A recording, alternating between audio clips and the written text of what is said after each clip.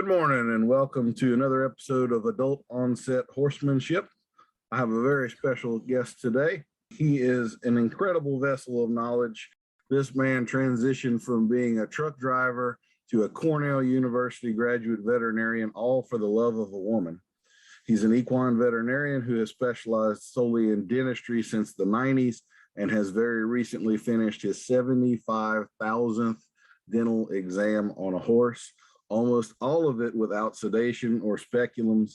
He wears a special Kevlar sleeve and he has fingers made of steel. Dr. Geoff Tucker, how are you doing this morning? Fingers made of steel. The word brave and stupid are often interchanged. Just don't tell a Marine. Chicks dig scars. That's the way I look at it. And thanks for having me, Daniel. I enjoy your company. Your humor is fantastic. And humor just drives the world. Laughter is the best medicine. And I love this adult onset horsemanship.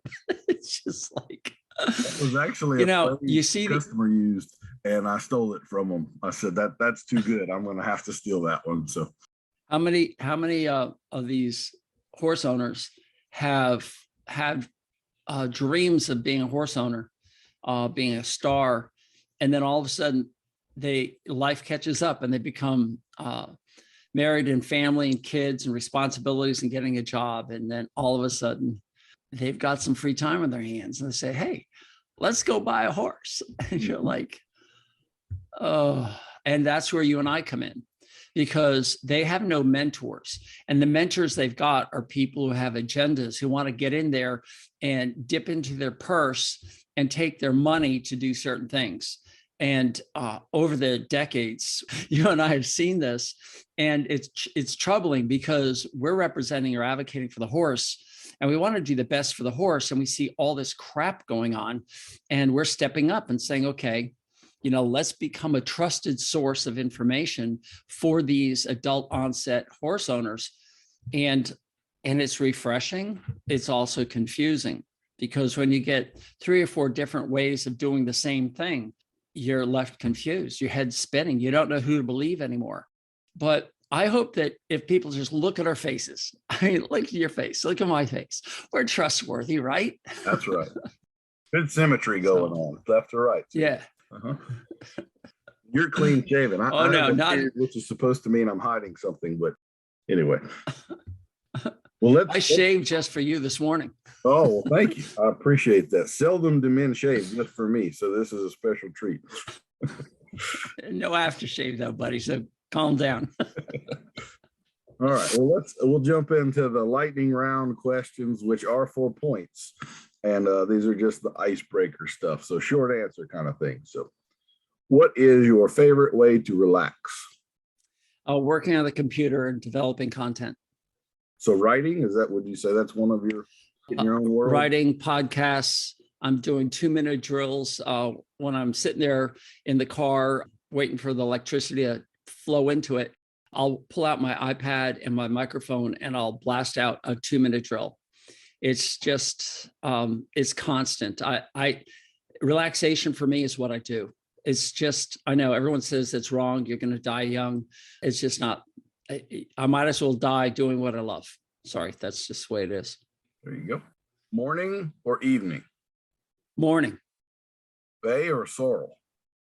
You know that all horses are either red or black genetically, right? There's no other colors. It's red or black, and they're all modifications. What about Perlino and Carmelo and Paint? They're all dilutions of black and red. I have a whole podcast on that if you want to know. Whole seminar on that. So I don't care what color. I had a black guy come up to me once in the airport and he says, "Are you afraid to talk to me?" I'm like, "Why would I be afraid to talk to you?" And he says, "Well, I've got black skin and I'm wearing a black do-rag." And I said, "Well, you don't know this, but I'm a doctor, so there's no lie there." And then I said, I've done a lot of autopsies, which he just assumed it was humans. I said, once I get the skin off, everything looks the same. And he said, "I think I picked the wrong person to talk to." You flipped that intimidation factor around on him a little bit there. I'm Huh? sorry. My answer is it doesn't matter whether you're red or black. Good horse is never a bad color. Huh? Mm-hmm. Does pineapple belong on pizza? No, absolutely not. Do you have a pet Give me peeve? sausage. Sausage. Do you have a pet peeve? Liars. Yeah, liars, cheats, and thieves. Favorite beverage? Bulletproof coffee in the morning. Would you like to share with us something totally unexpected about you? I would imagine you're a guy that's got a bunch of those things, but Yeah, you already gave away that I used to be a truck driver, drove 18-wheelers. I can recite to you a 13-speed, Fuller 18-speed Spicer transmission if you want. And now this former truck driver used to drive 1-ton pickups for a living, now drives a Tesla. So I guess that's the most exciting thing for most people. And I'm a geek. I just, technology is my thing.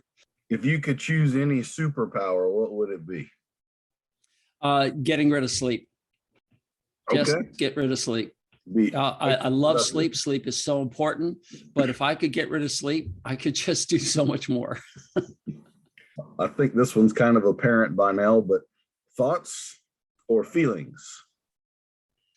Oh, I'm a feeling guy. Absolutely. I wear my heart on my sleeve. I'm emotional. I cried reading my autobiography until the 10th time I reread it for proofing for the editor. And Melissa would say, I'd be sitting there bawling my eyes out. She says, "Oh, you finished the book?" I'm like, shut up. Well, Yeah, I'm emotional. Is that out and available for purchase? You want to plug it? Since the days of the Romans, my journey of discovering a life with horses. It's on Amazon. You can get it as part of a membership. If you join the Horse Advocate, you can download it, read it.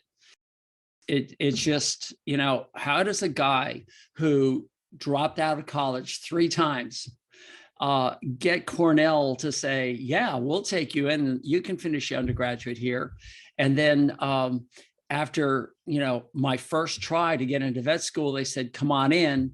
And then just before I'm about to leave, the secretary for the head of admissions confided with me. She said, "Were you nervous about your interviews and getting into vet school?" And I said, "I was sweating bullets down my armpits." And they were just like, I'd never sweat so much in my life. She says, "I don't know why you did that. You were a number 1 choice."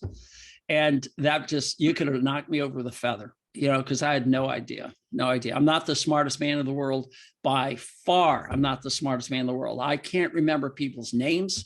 It's all, my brain is different. There's no doubt about it. My brain is so freaking different. And yeah, that's my autobiography since the days of the Romans. Very cool. Do you have a favorite tool or piece of tack horse related? Lead rope and halter. A favorite book or movie? Since the days of the Romans. I have so many favorite books. It all depends on what genre you want. I read a lot. By read, I've got to put air quotes because most of mine is as I drive, I listen to audiobooks. I love Malcolm Gladwell's books, Outliers. I like, is it Michael Green, Stephen Green? I can't remember. Stephen Green was a high school classmate of mine. Greene, Mastery. I love that book. I only bought it because the guy who narrated it, I went to high school with. And in fact, he and his brother were high school classmates. And you actually know one of the brothers, if you've ever watched Law and Order or whatever, he's been in so many TV shows and movies. But he's by far and away, Fred Sanders, the best audio narrator I've ever heard in my life. And through him, I fell in love with the book Mastery. Movies, Apollo 13. I can watch that over and over again. And it's tied with Joe versus the volcano. It just so happens both of them stars Tom Hanks, but they're both life lessons. So that's what I like about you. You're an eclectic guy, very much so. For those who don't know, eclectic just means confused. Is there a preventable question or problem that you get sick of answering or dealing with that you wish the horse world would just figure this out and we would move past it? I know that could be 4 books for you, so just pick some small thing. No, I've learned over the years that I get asked the same questions. They're predictable. I can guess, like name that tune with one note. As soon as the first word comes out, I know what they're going to say. I allow them to say it, and then I just take a deep breath. I find that patience part of my thing, and I just go back into repeating the answer. Whether it's about equine dentistry, equine nutrition, or horsemanship, it's the same story over and over and over and over again. But I just assume that one, nobody's told them. So I've been given an opportunity to tell them that they're actually listening. They've asked the question, therefore they're requesting the answer. I'm not forcing it down their throat. And 2, I've got an opportunity to say it in maybe a different way that they can understand, that maybe you or anybody else has said it and they just aren't grabbing onto it. So yeah, every time it's an opportunity. What is your favorite dinosaur? Yeah, how come you aren't asking me what's my favorite type of music? I mean, you got movies and books. That'll blow, and that you'll never guess. The dinosaur? No, it's not rap. Oh, music? What's that? Music. Yeah. Dinosaur. I think Triceratops. Me too. No. I take that back. Sorry. It's the pterodactyl. I got the T's mixed up. The pterodactyl, because every time I walk out the door from my house, I look up and I'm like, are there any pterodactyls out here about to come down, swoop, pick me up and carry me away? And I'm so grateful that they're extinct. So yeah, that's my favorite. I look up the same way, but I'm looking for wasp. I don't know. I must put off a pheromone that wasps are very attracted to. So I'm in constant fear of wasp. Yep. What's your favorite kind of music? Go ahead and let it out the box now. Well, what do you think? I mean, you've known me a couple of times. I'm going to say you're a blues guy, something like that, or maybe like. Stop. Why do I look like a blues guy? I don't know. I could just see you driving your Tesla with your cowboy hat on, some Blues Brothers sunglasses, and just jamming to it, just going down the road.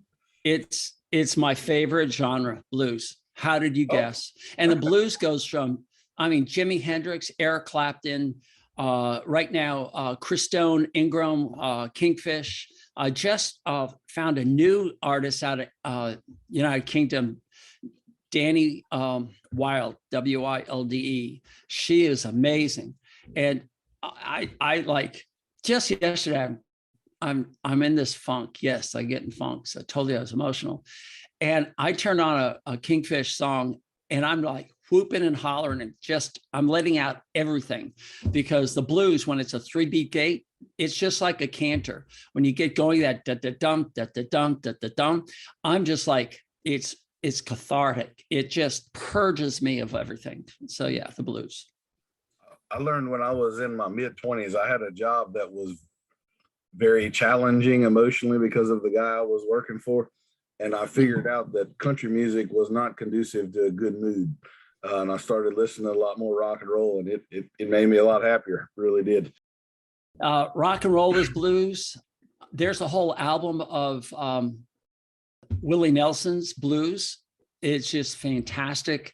Clint Black had a couple of great blues. It's just, blues is a rhythm.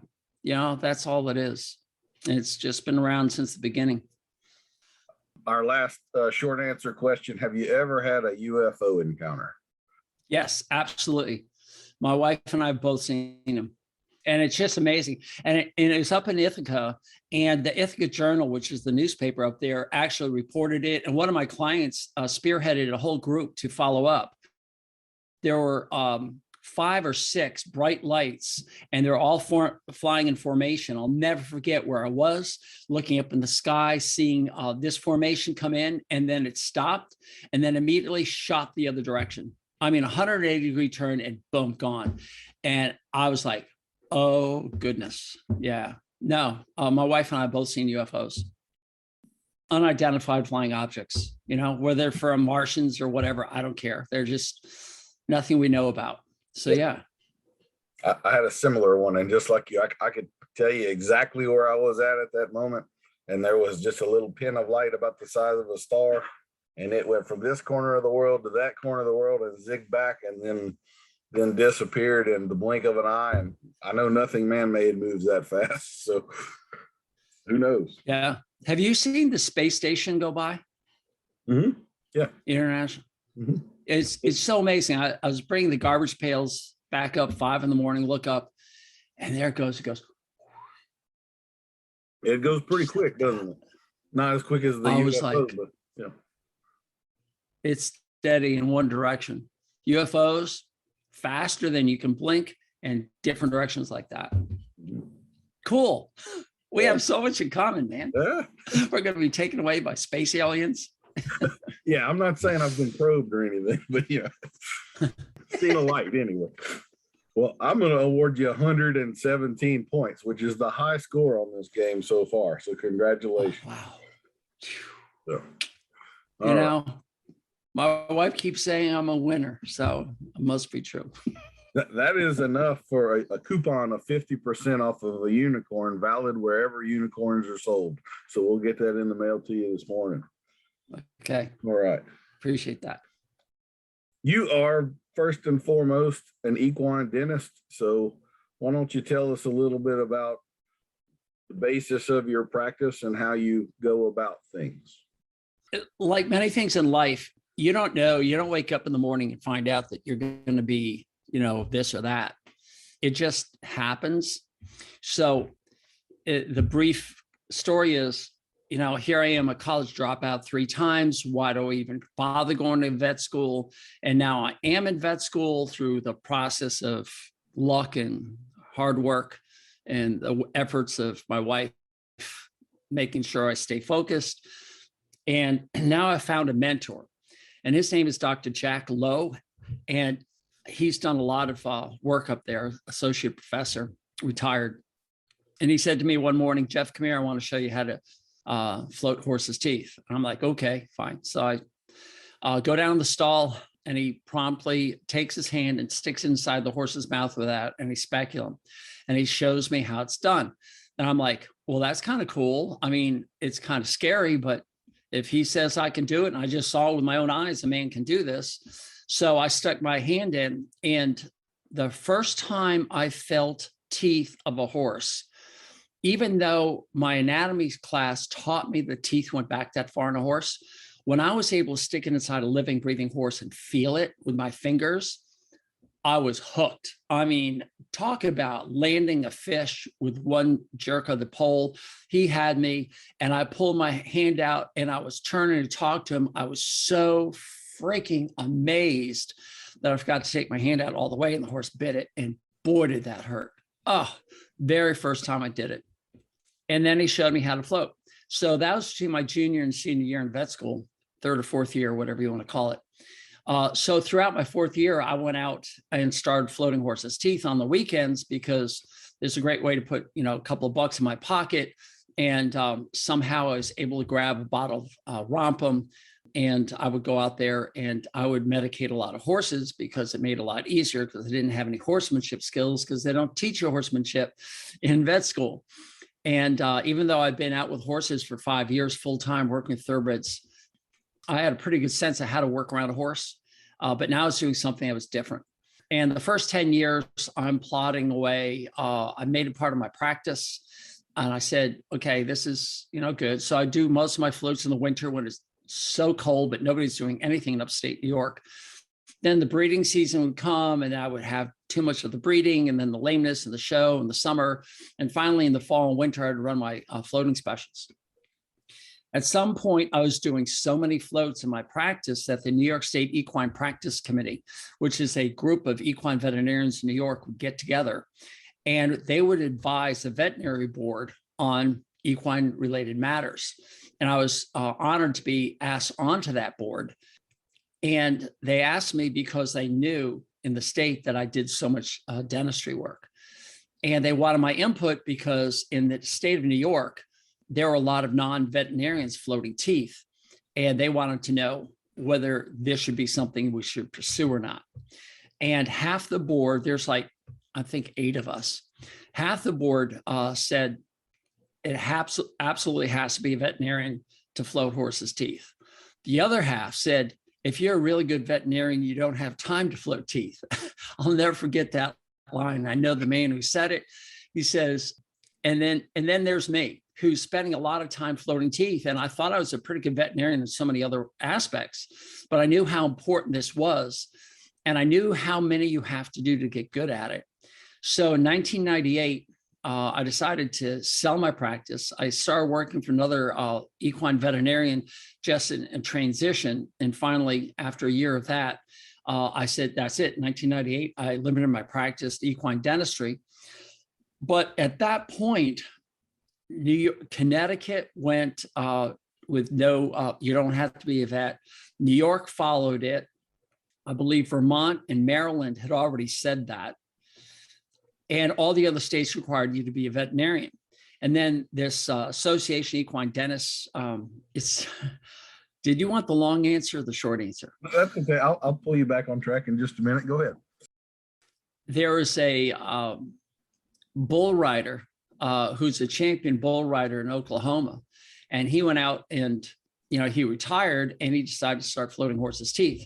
Well, the problem with this bull rider was he grabbed the bottle of wampum, went out there, was injecting horses and drugging them. And that pissed off the veterinarians. That just was like not good. By the way, can I do a sidebar? Sure. I was taking pictures when I was a student at Cornell of how to load a horse in a trailer that's difficult. And the guys who were there had actually put a rope around the girth of this horse and up between his front legs, through his halter and through the front of the trailer. And they're pretty much just, using a winch to get the horse in. And that mare lifted her tail and she was so mad and fighting so hard that her urine flew out 12 feet. And I got a picture of it with my camera. And so that's where the term pissed off comes from. I thought you might want to know. So better to be pissed off than to be pissed on. So. Yep. That's happened too, if you've ever delivered a foal. But anyway, so they arrested this bull rider turned equine dentist in Oklahoma, and they charged him with practicing veterinary medicine without a license and actually put him in jail. And the whole state of Oklahoma, the horse owners got hopping mad because he was a hero. So they all came to the Capitol and shut down the Capitol. I mean, this actually happened. You can look it up. I mean, forget, any other insurrection that might have occurred. They shut down the Capitol and said, you have to reverse this thing. You have to change the law, which they did. And they expunged his sentence. So he became a free man.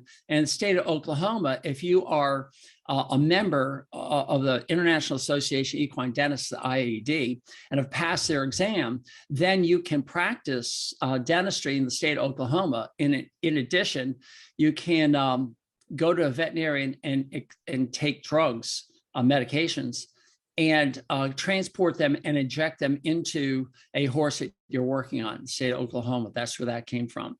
And of course, that just infuriated the veterinarians. But that's what happened there. It happened in Texas. I think it's Wisconsin. They did that as well. Florida changed their laws, and Virginia. So in these states, with the exception of Florida, these other states, if you're a member of the IAED and pass their exams, and I think there's another organization other than the IAED. I don't believe in either one of these organizations because they promote theories that are wrong. But you can now practice dentistry in these states without being a veterinarian. In the state of Florida, without any help from me, nobody contacted me except one veterinarian who said, this is what we're doing. What do you think? And I'm like, well, you haven't given me enough information. He says, well, we've already done it. But in the state of Florida, as long as you don't use power tools and you don't use drugs, if you just use hand floats, you're allowed to float teeth in Florida. Well, the problem with all these states is that there are no enforcement of the laws. So there are plenty of non-veterinarians down here using power tools, even though it's written in the law that you can't. And, they have another veterinarian who goes around and injects the horse for them. So the horse is medicated, usually sedated, which I love to tell you the difference between sedation and medication. And finally, the state of Washington arrested a guy, and their attorney hired me to be the expert witness for the defendant. So I gave that. I was deposed by the assistant DA, and he still got convicted and served a sentence or whatever. But then the state of Washington asked me to come out, somebody out there, and I ended up getting my license at the state of Washington. I was the only person in the state of Washington who was a licensed veterinarian who didn't automatically drug the horses. And I continued to use hand floats. And that became so wildly successful that 3 months out of every year, I actually spent in the state of Washington floating teeth.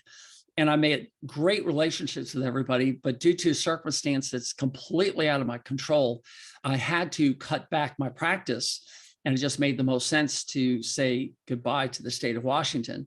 And I feel bad because I have yet to date with my equine dentistry school, have any veterinarian step up and say, I'd like to learn that. And to be able to offer my clients both the power equipment and the hand floating using horsemanship techniques. I think it'd be a brilliant business move for anybody in any of these states. If you're a veterinarian, they only allow veterinarians learn how to do this, because my clients did not want the power tools. They've had so many horrible experiences with it. So here I am floating teeth since 98 full time. 75,000 horses done. That's a pretty incredible number. It really is. And if I showed you the data, it's accurate from 98. I've recorded everyone since 98, but from 83 to 98, I estimated, kind of underestimated the best I could, like 1983, how many horses did I actually float on those weekends? Who knows, 100? So if you take out 10,000 from that, it's still 65,000 horses, still a lot. So what is your basic, I've got a horse for you to float, you're in the area, you come by, you want to run us through just kind of the basis of what you do and the equipment you use and what you do and don't use, I guess? Well, the derogatory expression that other dentists say, especially the veterinarians, is I'm the guy who has 2 floats in a bucket, which is on the surface, it's actually 3 floats in a bucket. But I also bring with me skills that they just don't seem to care to elaborate on. So when you don't have a skill, if you're not able to pole vault, let's say, this is a new thing. I've never said this before, so I hope this works out. If you decide to pole vault, and this is actually a reflection of Dr. Andresen, who just died at 82 years old, who's still practicing. He's pole vaulting until his late 70s. God bless him. Sorely missed in the North Fork of Long Island. But pole vaulting is, to me, crazy. Who'd want to run with this long pole, I would miss, and stick it in that little hole and lift your body up over a bar that's like 1,000 feet in the air. I mean, who would want to do that? There are some people who can do it. And just because they can do it and you can't do it, you shouldn't go out and say, well, all pole vaulters are crazy. They're just, it's just asinine. What's the purpose? Why do it that way? You're not experiencing this and that, So Dr. Andresen obviously had a different appeal for this, and he could do it and did it well and held the top spot in his age bracket. And others of his age were competing against him. So when it comes to floating teeth, I decided that I would continue the traditional approach of using my hand to feel. And I thought that made more sense than using my eyeballs to see, because I'll walk up, not to you, but let's say to a woman, and I'll look her straight in the eyes and I'll say, okay, I see you. I see your face. Now I'm going to reach behind you and I'm going to feel, there's my hand. I'm going to feel behind your head to see that you've got your hair in a ponytail or a bun and you're using a scrunchie or a clip. I can identify all these stuff just using my fingers to feel. And when I feel inside the horse's mouth, I can feel ulcerations. I can feel decay. I can feel soft gums. I can bring my fingers out and smell stale or an anaerobic infection, an aerobic infection, fermenting, or a decay. So I can feel, and capophagy, of course, the stink of horses that eat their own manure. But I can tell all these things, and I can tell so much. I can be able to identify these things, and then I can do something about the things I can do about, which is my biggest complaint, because everyone says you need a light source and you need visualization to identify all these pathologies in the horse's mouth. I said, great. So you've identified them. You can see them. You can record it. That's great. What are you going to do about it? And they all kind of come to a stop, and they say, well, we're going to watch it, or we're going to extract the tooth, because everyone wants to pull the tooth, air quotes on pull the tooth. And I find that pulling the tooth is like the last resort. It's such a final thing. You can't put the tooth back in. I just went to an older pony I'd never seen before in my life, and it was new to the farm. And I stuck my hand in, and it had a split tooth, a broken cheek tooth. And this pony's like, gosh, it hadn't been bothering me, but now that you mention it, sure, it'd be nice to have out. I said, great. So I threw in my forceps. It was a fourth tooth back on the upper left side, on the palate side, which is the most common place to get a fractured tooth. And I just placed my forceps on it, and through manipulation, pulled it out. And the horse said, oh, thanks. No medication required. I mean, and yet other veterinarians would say, oh, we're going to have to schnock the horse down. We're going to punch the whole tooth out. And I'm like, no, you don't have to do this. And I've done so many this way. It's just crazy. Can I say one more thing? Sure. Why did the tooth break? And nobody addresses that. And why in the same spot on a routine basis? Seems like there's a pattern there, and patterns always require investigation, don't they? Don't they? Yes. So why did the tooth break? Well, technically, the pulp chamber, which is basically a part of the tooth, and there's 5 of them in these cheek teeth, get decay. And the decay works down much like if you have a log that you split for firewood, you put a wedge down the middle of the log and it splits apart. That's what this decay does. And it bends it. And this tooth I took out, you could see it had been bent for a long time, because the base of the tooth before the fracture site was curved. It just had a curve to it. How do I do a curve? A curve. and so it was like, it started bending, and then also goes snap, and it comes off. And it's usually not painful to the horse, which is just crazy. But what caused the decay in the first place? And nobody's addressing that. And of course, decay in human teeth is so simple. You have an altered microbiome in the human mouth. They discovered this in 1932. They discovered that children in Brooklyn who ate oatmeal had a much higher incidence of dental caries or cavities.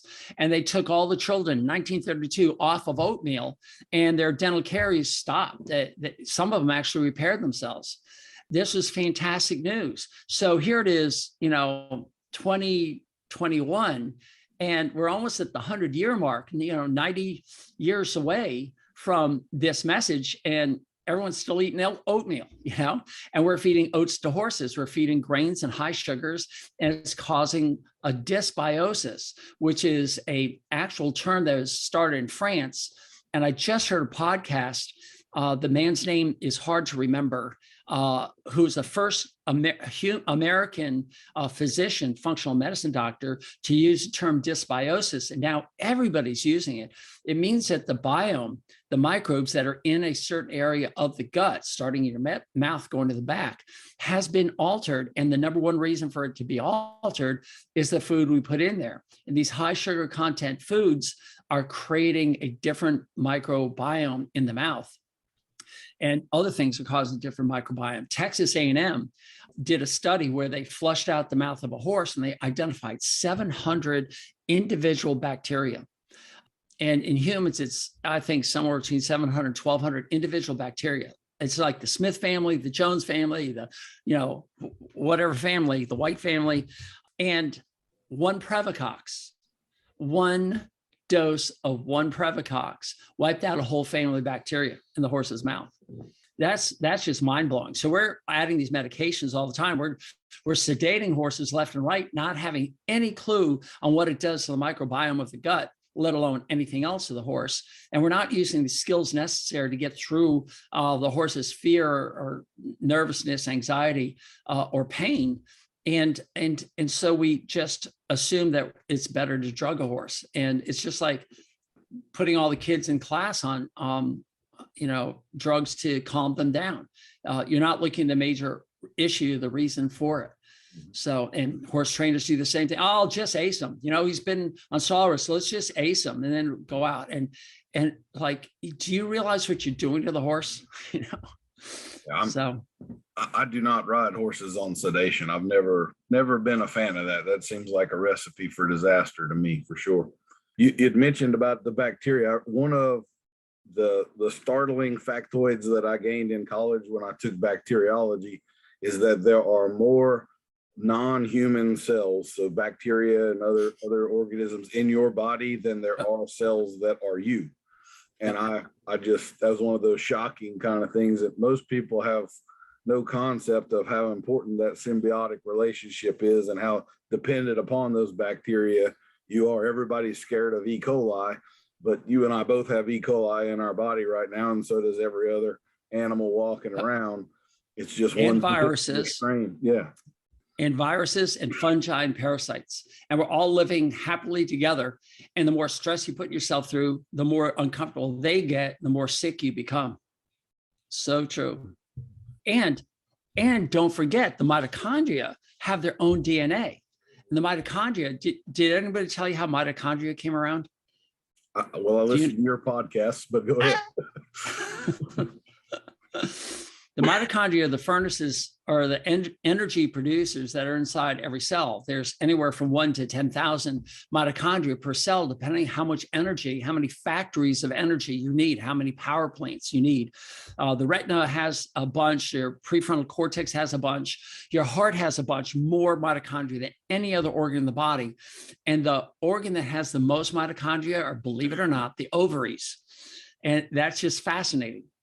And what's even more interesting is when the male sperm penetrates the egg and to create the zygote from which the fetus is formed, all the mitochondria, the sperm is in the tail and the tail gets jettisoned. So all the mitochondria that you have come from your mother, which is just fascinating.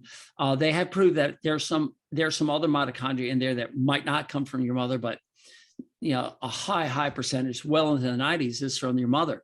And these mitochondria date back to when we had methane for an atmosphere. And as that methane started to change over to what we have now, which is called air, the air is about 20% oxygen and about 78% nitrogen.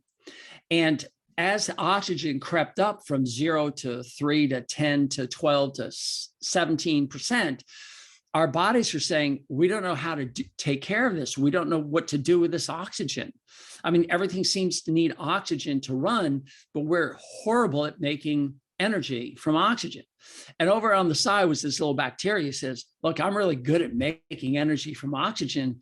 I'm just horrible at finding the food I need. Would you like to shack up together? I mean, that's the number one reason people get together, right? Is to split the rent. That's right. And so the mitochondria moved into the cell and they started to live symbiotically. So our purpose of our mouth is to throw in raw materials. And that goes down into this refinery that we call our digestive tract. And in that digestive tract are enzymes and bacteria that break down all this raw material into food components. I call them sugars, fats, proteins, minerals are in there, water, and I throw in air. Nobody else does, but I do, but whatever you want to think. Air's kind of important. And then they take, they say, well, the air goes to the lungs. I get it. But all these literal chemicals that your refinery makes out of the raw materials are shoved through this one cell layer membrane called the gut lining, the endothelium of the gut. Is one cell layer thick. And it comes to the other side and it's carried to the cell. And when it gets to the cell starts to take all these chemicals. Other people call them nutrients, and I just call them chemicals. And through that chemical, it feeds the bacteria or the mitochondria that's inside the cell with oxygen. They give us a spark of energy, and that goes to make our muscles work and our brain think and everything else to actually occur. And without that mitochondria, we're dead.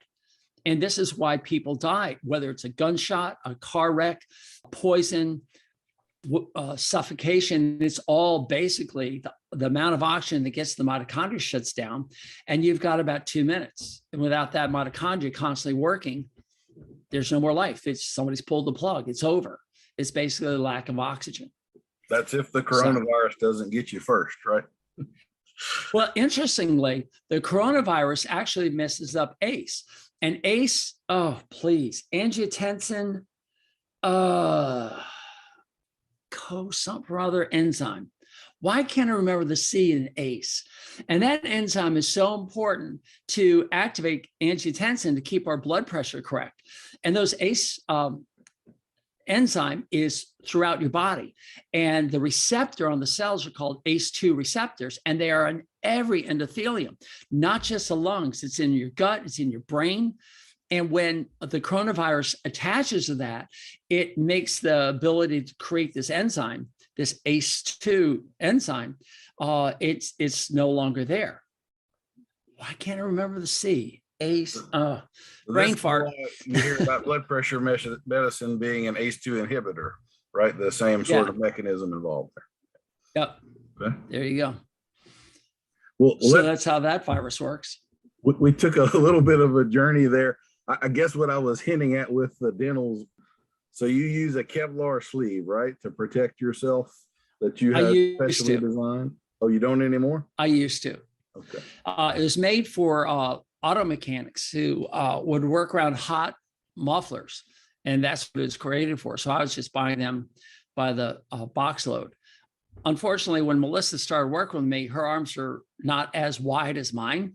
And because she's not as tall as I am, she would have her skinny arms up here and the water would just drain down and go into her armpit. She couldn't stand it.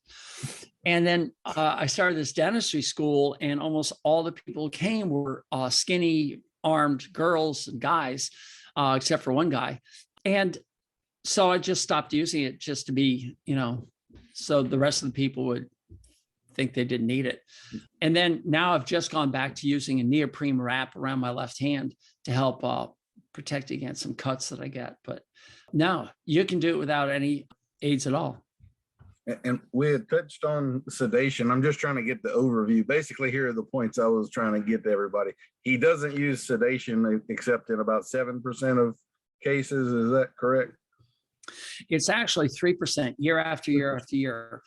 And if you're not into percentages, just take 100 horses. Out of 100, I'll do 97 without any medication, and 3 I'll medicate. And I use the word medicate instead of sedate. And that's a big, big, big difference. All right. So sedation is whiskey. All right. So Daniel, if I want to ask you out on a date, sorry. Our wives might have objections, but hey, let's go for it. Yeah. Well, the point is, on a date, if you don't have any skills building a relationship, you'll just get the person drunk. Mm-hmm. All right. So you just get them drunk, and then they really don't have a say. You don't even know if they're enjoying the date or not. But if you're going on a date and you have a whopping headache and you really want to go on the date, you like the person, you're going to ask for a pain medication.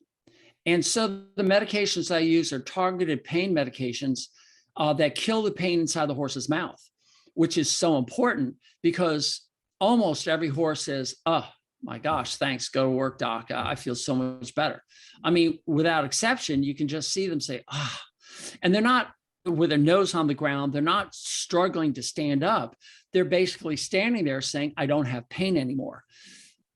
Dormocidine, ditomidine, is a classic sedative that has absolutely no pain-killing powers in the mouth, none. And people use dormocidine or ditomidine all the time to sedate these horses with dentistry, and then they keep fighting. So they're given a second, even a third dose, and they fall down. Well, that's because they're not targeting with the appropriate medication for the problem. Take the pain away, the horse will stand there. Now, for those horses that are actually afraid, and you and I have seen horses that are afraid, they have this huge block. I'm a man, I'm a vet, I've had bad experiences, I can't tolerate this. That's where I use an anti-anxiety, or what they call an anxiolytic. The best example would be Valium. Valium works great in a horse. Diazepam and midazolam, those are the three you can use, and you get in there and it dissociates that anxiety from what's happening. And that allows the other painkillers to actually kick in and do their job. And what's interesting is I'll use these the anxiolytics maybe 2-3 times on a horse. And by the time the fourth time comes, I say, come on in, doc, we're friends. This is good. The pain is gone, their anxiety is gone, and they no longer need to be medicated. It's so fascinating to see. And the other medication I use is a potent morphine-like drug, butorphanol, trade name Torbigesic, and there's others. So it's a combination of 2 different painkillers, xylazine, which is wampum, which does give a little bit of sedation. That's not bad, just a little bit. It is also a potent painkiller for the lining of the gut, from your lips to your anus. This is why every horse that gets colic usually gets a dose of wampum just to calm the pain down. Then I hit it with a morphine-like drug. And then if I have to, I'll add midazolam, which I might use 1 dose a month, maybe. So long answer for your short question, isn't it? Medicate, don't sedate. And forget tranking. Forget the word tranquilizer. That's acepromazine or reserpine. And you don't want to use tranquilizer for dentistry.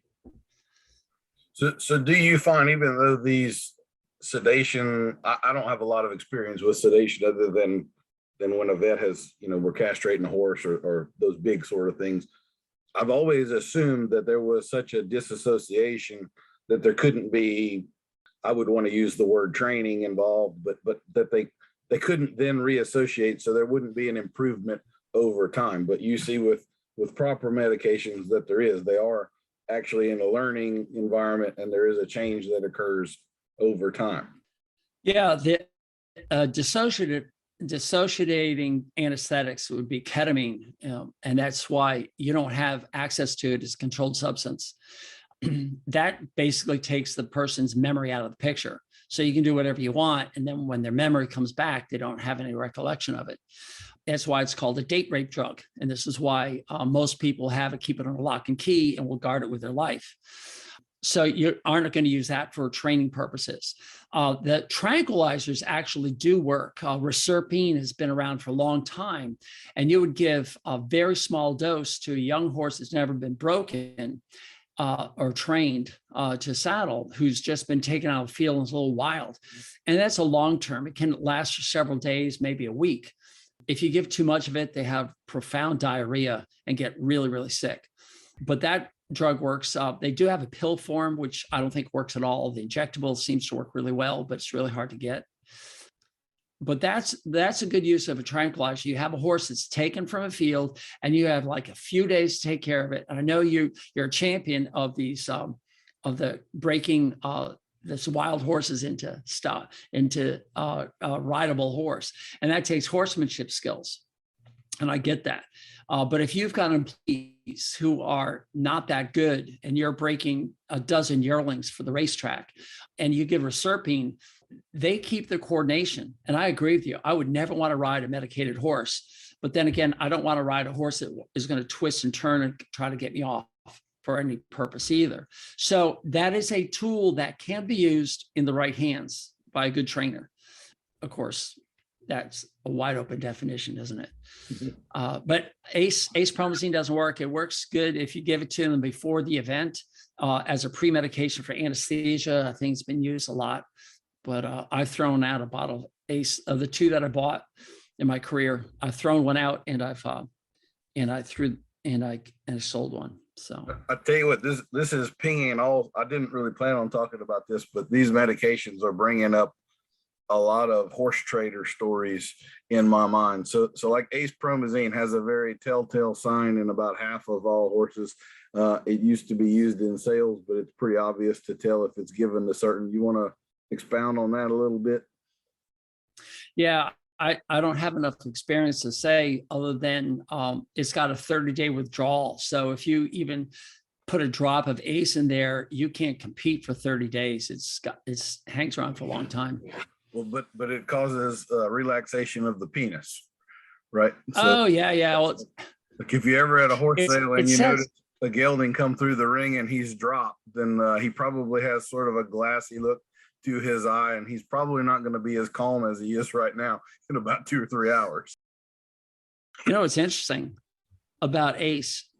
If you pull out that package insert and read it, it recommends not to give to male horses because the male horse has a muscle who's, I'm going to butcher the name, the retractor penile muscle or something like that. And with the use of ace promazine, it sometimes paralyzes it. When that happens, the penis never gets retracted up into its sheath. When that happens, it becomes exposed to the environment. When that happens, it gets like destroyed and has to be amputated. And most people don't see it. Most veterinarians give ACE with Rompum Torbagesic. They call Rompum ACE Torbagesic the rat shot, and they think this is great. I personally, as a veterinarian, will never use ACE on a male horse because it says right in there, what happens if you have penile paralysis? You're open to lawsuit. Well, I know as a veterinarian, I'm legal to use a drug in any way, shape, or form, as long as I've got a good reason for it, even off-label. But why would I want to risk that? But just about every other vet out there will give ACE all the time, and you have the granules and stuff. And I've never seen penile paralysis, but I certainly have read reports on it. So just keep that in mind. Why on earth would you want to ACE a horse? I mean, what happened to training, Daniel? Why aren't you training these people? I've seen it used a lot for vets when they do the annual. They'll give them ACE and they'll do the dental, and then they'll clean the penis to do the sheath cleaning kind of all in one. That's probably where I've seen it used more. But I know when I was starting 25 years ago at all of this stuff, going to horse sales and stuff, they would squirt a cc of ACE in the mouth, and every once in a while you were going to see a gelding go through the ring with the drop, and they have that kind of characteristic glassy look to their eye. Also, with a mare, I guess you have to just look for the eye. But anyway, I think that's become well enough known that they can't get away with it. And I also think getting your hand, veterinarians are a lot stricter about who they give a syringe full of tranquilizers or sedation stuff to now. That's been cut down on a lot more than what it used to be. It used to be every farrier would have a couple bottles in the back of their truck and so forth. And I don't think that's nearly as common as it used to be anymore.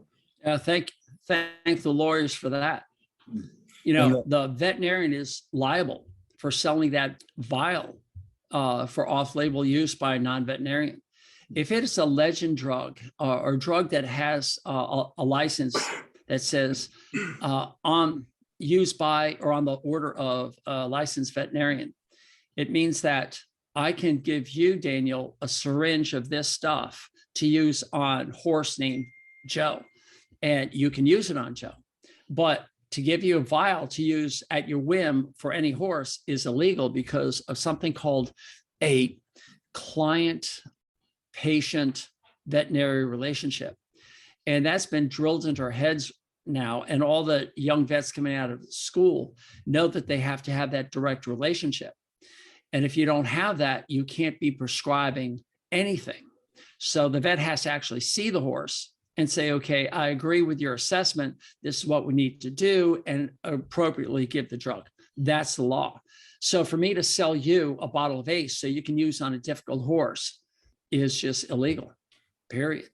And a lot of those drugs can have bad reactions, and veterinarians also have bottles of other chemicals that can reverse such things just in case that happens. And the average person out there wouldn't have that kind of a thing. So you could really get yourself into a lot of trouble with some of that stuff. Yeah, veterinarians inject a lot of horses.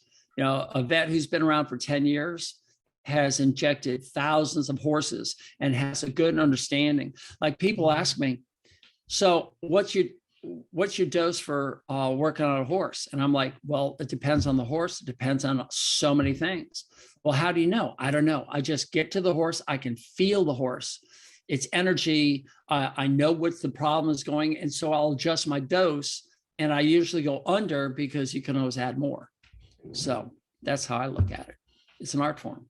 And I guess we are getting into a lot of vet talk here. So do you feel like a disclaimer of you're not their veterinarian is warranted, or are we good? Or Yeah, it's always, I'm here as just a source of information. I'm not your veterinarian. You have to keep your conversation of your horse and what you want to give between you and your veterinarian. You have to trust your veterinarian. On that note, there's a lot of people who don't trust their veterinarians. And that's the shocking part. The amount of veterinarians that are working on horses is decreasing so rapidly that our parent organization, American Association of Equine Practitioners, has now put together a think tank of 2 veterinarians to address this problem of attrition of horse vets. And so, oops, my dog just came in. My dog is going to leave. that's okay. We're animal friendly. No big deal. Yeah, I'm animal friendly too. I'd stay out. That's okay. I was talking to my wife, who I've been married to for 44 years. Same woman. Go figure. Why she puts up with me, who knows? Veterinarians are in a tough spot right now because equine veterinarians really want to do a good job and want to be held in the highest regard by horse owners. But then they start to do things that horse owners don't want, or they don't trust, or a diagnosis goes sideways and they don't get the results they're expecting. And then the veterinarian doesn't have great people skills, communication skills, and things fly apart. And I find that the older the veterinarian, like Dr. Andresen, the better and more loved he is. And the younger veterinarians are coming out, they're trying to do a great job, but their brain is swollen with so much minute information that they don't know exactly how to go from point A to point B without taking 100 different stops. And you as the horseman say, well, doc, I mean, it's just, a cut. Can you just, put some sutures in it? Well, no, because we've got all these, he could be Cushingoid, and you're like, oh, yeah, and they don't even know what Cushing's is. I did have one of those bad experiences. I had a vet clinic that I was using. It was 2 ladies, and one of them was the one I normally use was pregnant, and she was having a troubled pregnancy, so she was on bed rest. And they hired another young lady that I'm guessing was about 2 weeks out of vet school. And I had an appointment to castrate a stallion, and she came out and she forgot to glove up. She didn't sterilize her tools. I mean, every step of the way, I'm stopping her and going, hey, don't you want to maybe do this? And you could tell she was in that state. She just had so much going on. It might have been the first time she was ever going to castrate one all by herself. And I felt for her, but at the same time, I felt like I needed to speak up a couple of times to make sure we didn't. I would have loved to be that first-time vet at your place, because you probably nurtured her, mentored her more than anybody else had. But what about the lady owner who has just bought a horse, doesn't know anything about it? I was in their backyard and she walks in, and that owner's of no help to the veterinarian, and the veterinarian's no help to anybody. And it's a disaster. But I'll tell you a story. Sure. You know a story? Absolutely. I'm fresh out of vet school. I mean, just fresh out. And I haven't started my own practice. I basically had, on my first day of vet school, on day of graduation, I was going to my first horse call. Passed my graduating class, all drinking beer and eating cake. And I said, I'm not really into that. And there was a veterinarian about 45 minutes away who needed some help. And he did cattle, mostly dairy cows. And so I said, okay, I need money. So I became a dairy cattle expert overnight. And I'm a horseman. So you don't want me showing up on your farm to do any dairy work. And one of my first nights, I would go to this man's house. He had a wife and kids, and I would sleep on his couch all night long. And any emergency that came in, he would answer the phone. He'd come and wake me up and send me on my way. So about 8 o'clock at night, I ended up going out to this call. And keep in mind that my boss was usually in bed by 8 p.m. because he would get up at 4 a.m. to go milk the cows before he'd go on his rounds. So he sends me out to this dairyman, and he's got all these cows in their stanchions. I'd say there's probably 80 head in there. And he walks me down this one cow, and he says, she's having trouble, delivering. I know she's trying to deliver a calf. So I go in there, reach in, and I said, this is a huge, huge calf. I don't know how I knew it was huge, but I knew it was huge. And she just couldn't push this thing out. And so I said, I need to call the boss. So I go on call, and he's like half asleep. What? I said, this cow needs a cesarean. And he says, all right. And I told him why I was going to do about it. He says, all right, good luck. Click. How many freaking cesareans had I ever done in my life? 0. and I'm like, all right, well, and I forgot to tell you that in this dairy barn of 80 cows, there's probably a dozen incandescent light bulbs at 60 watts. Mm-hmm. All right. So it's this dim yellow light throughout the barn. And I go back to the dairyman and I said, yeah, Doug agrees. Time to do cesarean. He says, okay, well, if you need some help, I'll be inside. And I'm alone. There's nobody there. It's dark, and this cow is like, ugh. So I was thrown into the fire, and I did the incision down the side of the cow, exteriorized the uterus, cut into the uterus, pulled out this, I'm going to say 100, 120 pound. I mean, it's just a huge bull calf. And he couldn't even hold it because it's slimy and it's heavy, and I just kind of broke its fall to the side. And I was so pleased because the bull calf was alive. It was breathing. I felt so good. And then I looked up and I said, oh crap, I got to put it back in and sew it all back up. Yeah. Trial by fire is great. But back then, I'd gone through cesarean sections in my mind. I knew how to do it, and I knew the organization that I needed. And it sounds like your young veterinarian was going through all the things, but she's got her head filled with so much more. Mm-hmm. How can they figure out these simple things? Yeah, and I feel for them. I really do. I think these looking so far down the road at 4 steps ahead, they forget the put your gloves on, that's already taken care of most of the time. So yeah. We tried to start, I'm one of the board members of the Louisiana Equine Council, and one of my pet projects a few years ago was to start a low-cost castration clinic here in the state, paired up with LSU Vet School. I noticed that some of these Facebook groups and stuff, there were just tons of 3-year-old grade stallions that were unbroke but would make a great kid's horse. And it just floors me. To me, a grade horse should never be a stallion in the first place, just because of the value and so forth. But apparently there were a lot of people that couldn't afford the $150 to have these things castrated. So we started doing about 20 of them a year with LSU Vet School. And I thought it was a great thing because I bet most of those students probably witnessed 2 or 3 and may get to help on one. But if we give them a whole other horse to castrate, that's, they just doubled their actual experience before they get out into the world by themselves. So win-win for everybody. Good on you. I'm so grateful for you, Daniel, for doing something like that. Well, it's since fizzled out, but anyway, we did it for a little while. So I'll tell a story. You were just telling about the birthing process there. When I was in college, I worked for an older gentleman that had a bunch of cows and some horses, and his wife had some peacocks, and I was just kind of the young manual labor helping to take care of everything.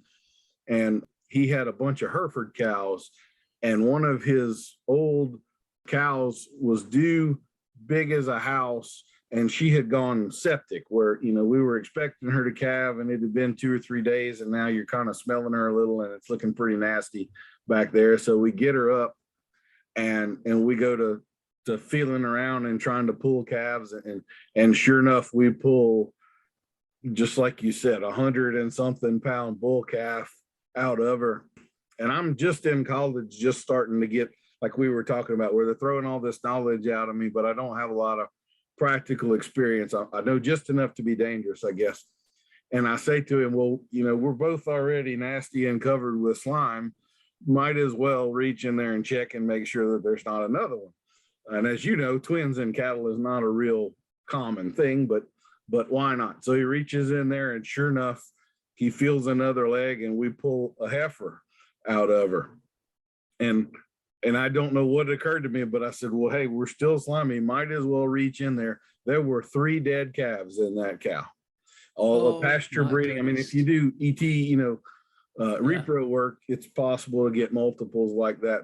But on a pasture bred triplets, I've never seen another one or really even heard of another one. Wow. So anyway, there's my little out of the blue story for that. No doubt that cow would have died if we hadn't gotten them all out of her. That just is that little voice inside of you, that you have to pay attention to. Hey, go and check for another one. Why? There's no, what's the chance of that?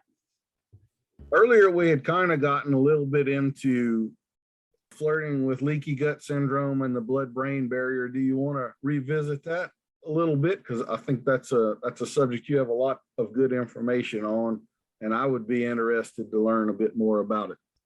Every section of our body has a 1-cell thick lining that is all that's needed to keep what's on one side out of crossing over to the other side, with the exception of specific molecules. We have the gut lining, the endothelium, that allows water through it. It allows minerals that are chelated to come through. It allows short chain fatty acids just pass through. It allows glucose to come through to be picked up by insulin. So, and proteins, amino acids, they can fly through there. So it's a barrier that keeps the bacteria that are in your gut, like E. coli, or all the other bacteria that are supposed to be living in what we call the soil of our bodies. And it's one of those things that you want to think about for just a second. When you look at a tree or a plant, back here, you can see over my shoulder this tree, and it has roots that go into the ground. And in that ground, that soil, are countless numbers of microbes that are doing exactly what's inside our gut. So animals, because we move, we don't have soil. Can you imagine? Excuse me, Daniel, I have to take a break. I have to stick my finger in the soil to get some nutrients, So we carry our soil with us. And we even use the word soil for our manure, except usually it's when the manure comes out unexpectedly and you soil something. But it is our soil filled with microbes. And it's those microbes that feed us. That's the part that is so hard to understand. That taco and that, Slurpee that you got is not feeding you. You're feeding your gut bacteria. And that gut bacteria will break it down into things that can come in, and things that don't want to be in there, they send out the other end. The things that don't belong there are plant lectins, which are those proteins that can cause inflammation. So they're supposed to go out with the manure. And that keeps our body pristine. Unfortunately, with the abundant variety of foods that we have now available that we didn't have 1,000 years ago, or even a couple hundred years ago, we now have these foods that are carrying in things that maybe don't belong there, and our one-lining gut gets overwhelmed. There's something called zonulin. There are these tight junctions. A tight junction is one cell sits next to another cell, and it glues itself together, and it is impermeable. But with some of these chemicals that we bring in, we start to create gaps, and that gap is what we call leaky gut. In addition, there are some cells that can bind to other cells, and they don't need that gap. They can actually penetrate the lining of the cell and go through one wall and out the other side. one of the great examples is lipopolysaccharides. Lipopolysaccharides, big word, LPS for short, are the breakdown of the gut bacteria. These gut bacteria die, and what's left over are these segments of bacteria. They're like fragments. And when you eat a polyunsaturated oil, which is any oil that comes from a seed, such as canola oil, corn oil, soybean oil, safflower oils, all these oils, flaxseed oil, all of these oils are polyunsaturated fats. They will bind to the lipopolysaccharides, and that unit can pass through. And they found in humans that these combinations of lipopolysaccharides and polyunsaturated fatty acids, that combination they found in the joints of humans. And if you have achy joints throughout the day, or especially in the morning, you get rid of the polyunsaturated fatty acids in your life and only eat oils from fruits like coconut, avocado, and of course, olives. All that achiness goes away, which is kind of fascinating. If you stop eating fruits and vegetables that have lectins in them, like the seeds and the skin of tomatoes, which is a fruit, if you stay away from legumes that haven't been pressure cooked, then those lectins no longer penetrate the bowel and create leaky gut. So this is so cool. So the foods that you put into your horse, I assume, are going to be the same as any other mammal out there. You have a one cell layer thick with these tight junctions, and these tight junctions break down, or the foods penetrate the cells, and they get on the inside of your body, where your body mounts an immune response. And if you read anybody's treatise on the immune system in humans, and I think they're also saying this in other animals now, that the majority of your immune system lies in your gut. Some people say 80% of your immune system is sitting right on the other side of this endothelial lining to attack all these attackers, to calm things down. And that's what makes a horse feel uneasy. They're constantly having inflammation at their gut lining as you feed these other inflammatory foods. And you'll see that as, I'm unwilling to be brushed. I'm unwilling to have the girth tightened up. They call them being girthy. They're, you're out there with a nice slow trot warming up, and the horse starts to buck and kick you off. These are things that are happening in the gut lining that are inflammatory and making the horse feel bad. Worse, some of these foods will cause the death of some of these bacteria. So you have that dysbiosis we started talking about, and that will set up products that will actually burn the lining of your gut, which leads to ulcers. They can be gastric ulcers, meaning in the stomach. They can be colonic ulcers, ulcers in the colon, in the cecum, or in the small intestine. So those ulcers are irritating and painful. And then we end up giving a medication that alters the pH, so you don't have this burning sensation anymore. But that also alters the gut microbes, and you're not fixing the problem, you're basically covering it up. Yes, they do work. They're wonderful drugs for a horse that's in pain. You want to use them, but you have to get rid of the underlying problem. And that's just the gut lining. And you asked about the blood-brain barrier. Well, that's a one cell thick lining as well. And they're now realizing that if you have gut inflammation and a leaky gut, you're also probably having a leaky blood-brain barrier. Now, these one cell linings are everywhere. They're on your lungs. This is why now COPD, or HEAVES, is now being called equine asthma, because they're realizing that equine asthma is very similar to human asthma. And in the human studies, they're now realizing that human asthma is related to metabolic syndrome. Metabolic syndrome is related to having more sugar than your body needs. You have more insulin production. You have all the sequelae from that, including leaky gut syndrome and this dysbiosis.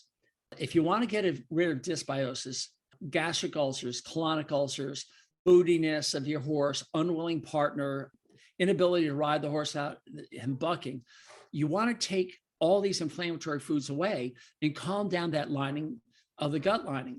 And what's really noticeable is most horses that are removed from these inflammatory foods also seem to become a willing partner. They're more work focused. They're more compliant. And that is in the blood-brain barrier. They're calming down. They don't feel uncomfortable. They don't feel bad. They're better learning. This bulletproof coffee that I've mentioned, to me, I have coffee with fats in it. And these fats actually can penetrate my brain better than sugar, and it's used as an alternative fuel. Plus, it calms the blood-brain barrier down because I don't eat for 12 hours a day, at least. Maybe it's up to 18 hours, depending on my day. I limit the time. I restrict the time that I eat. And this is well documented in humans. And now we're starting to see that in horses, maybe they do need 8, 10, 12 hours away from food. Everyone says, oh my God, we can't do that. A horse needs to be eating continuously. And I'm like, prove it. Where's the science? Everyone wants to believe the scientists, but every scientific study out there in nutrition is biased and it's unreliable. And that's been documented over and over again by really, really smart people. So here I am talking about what scientists are discovering is a blood-brain barrier, the gut barrier, your lung barrier. We're all into the lung barrier now with this COVID infection and how it's affecting the lung barrier and surfactant production. And we have difficulty breathing. And then they put us on a ventilator because we can't absorb the oxygen. Without oxygen, you die. So we have these linings everywhere.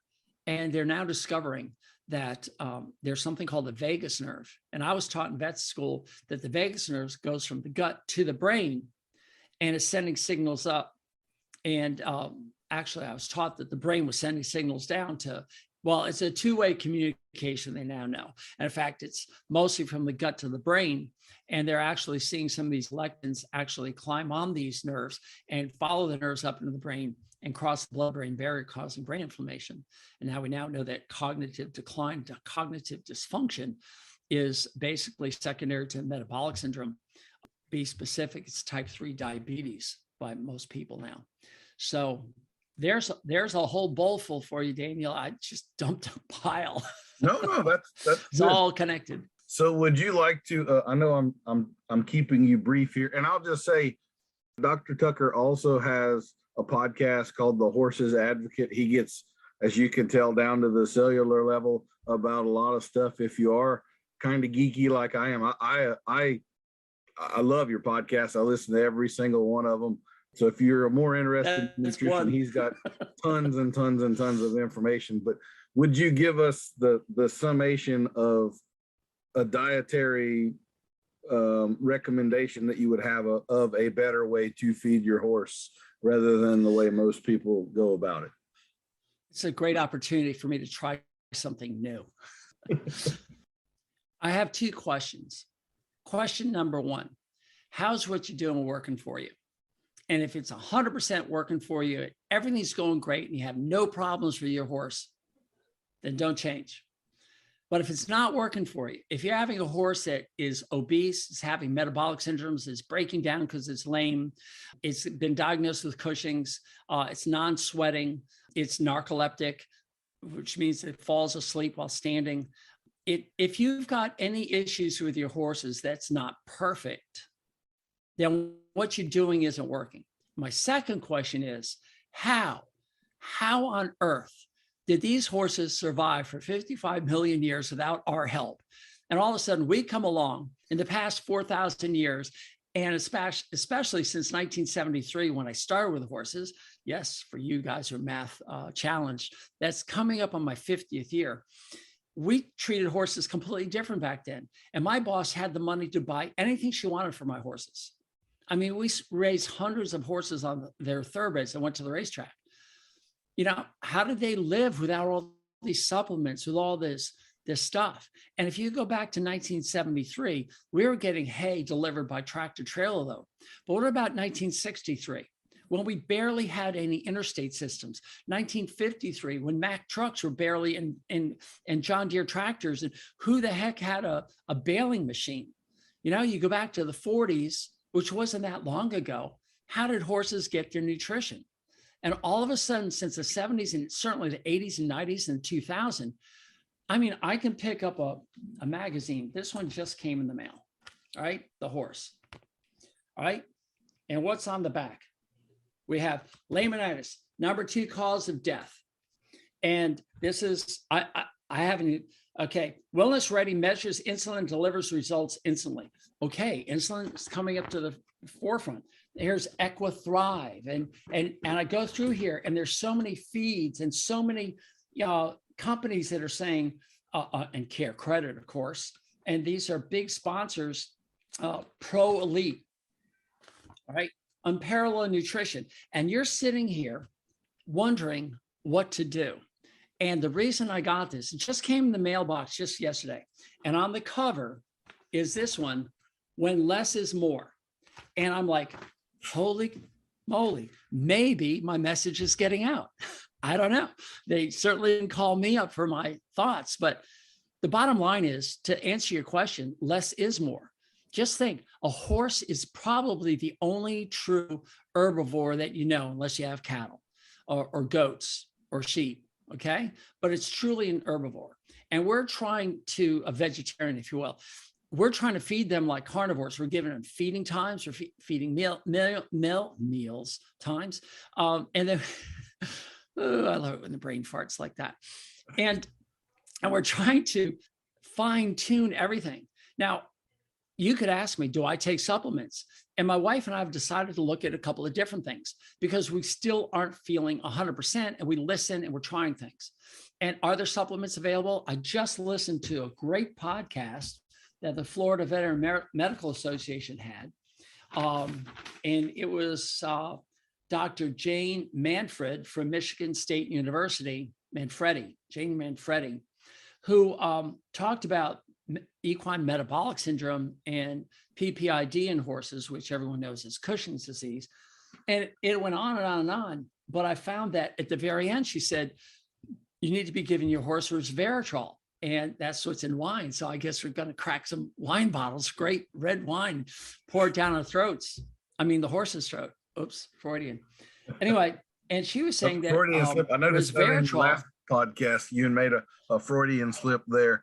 That's when you say one thing, but you mean your mother, right? I've been waiting on using that joke at some point for like 5 years. So I had to slip it in there. That was good. But she started to use the words that functional medicine doctors are saying. She says obesity and insulin resistance equals inflammaging. And inflammaging is the catchphrase now, where our aging is accelerated by the more systemic inflammation that we have.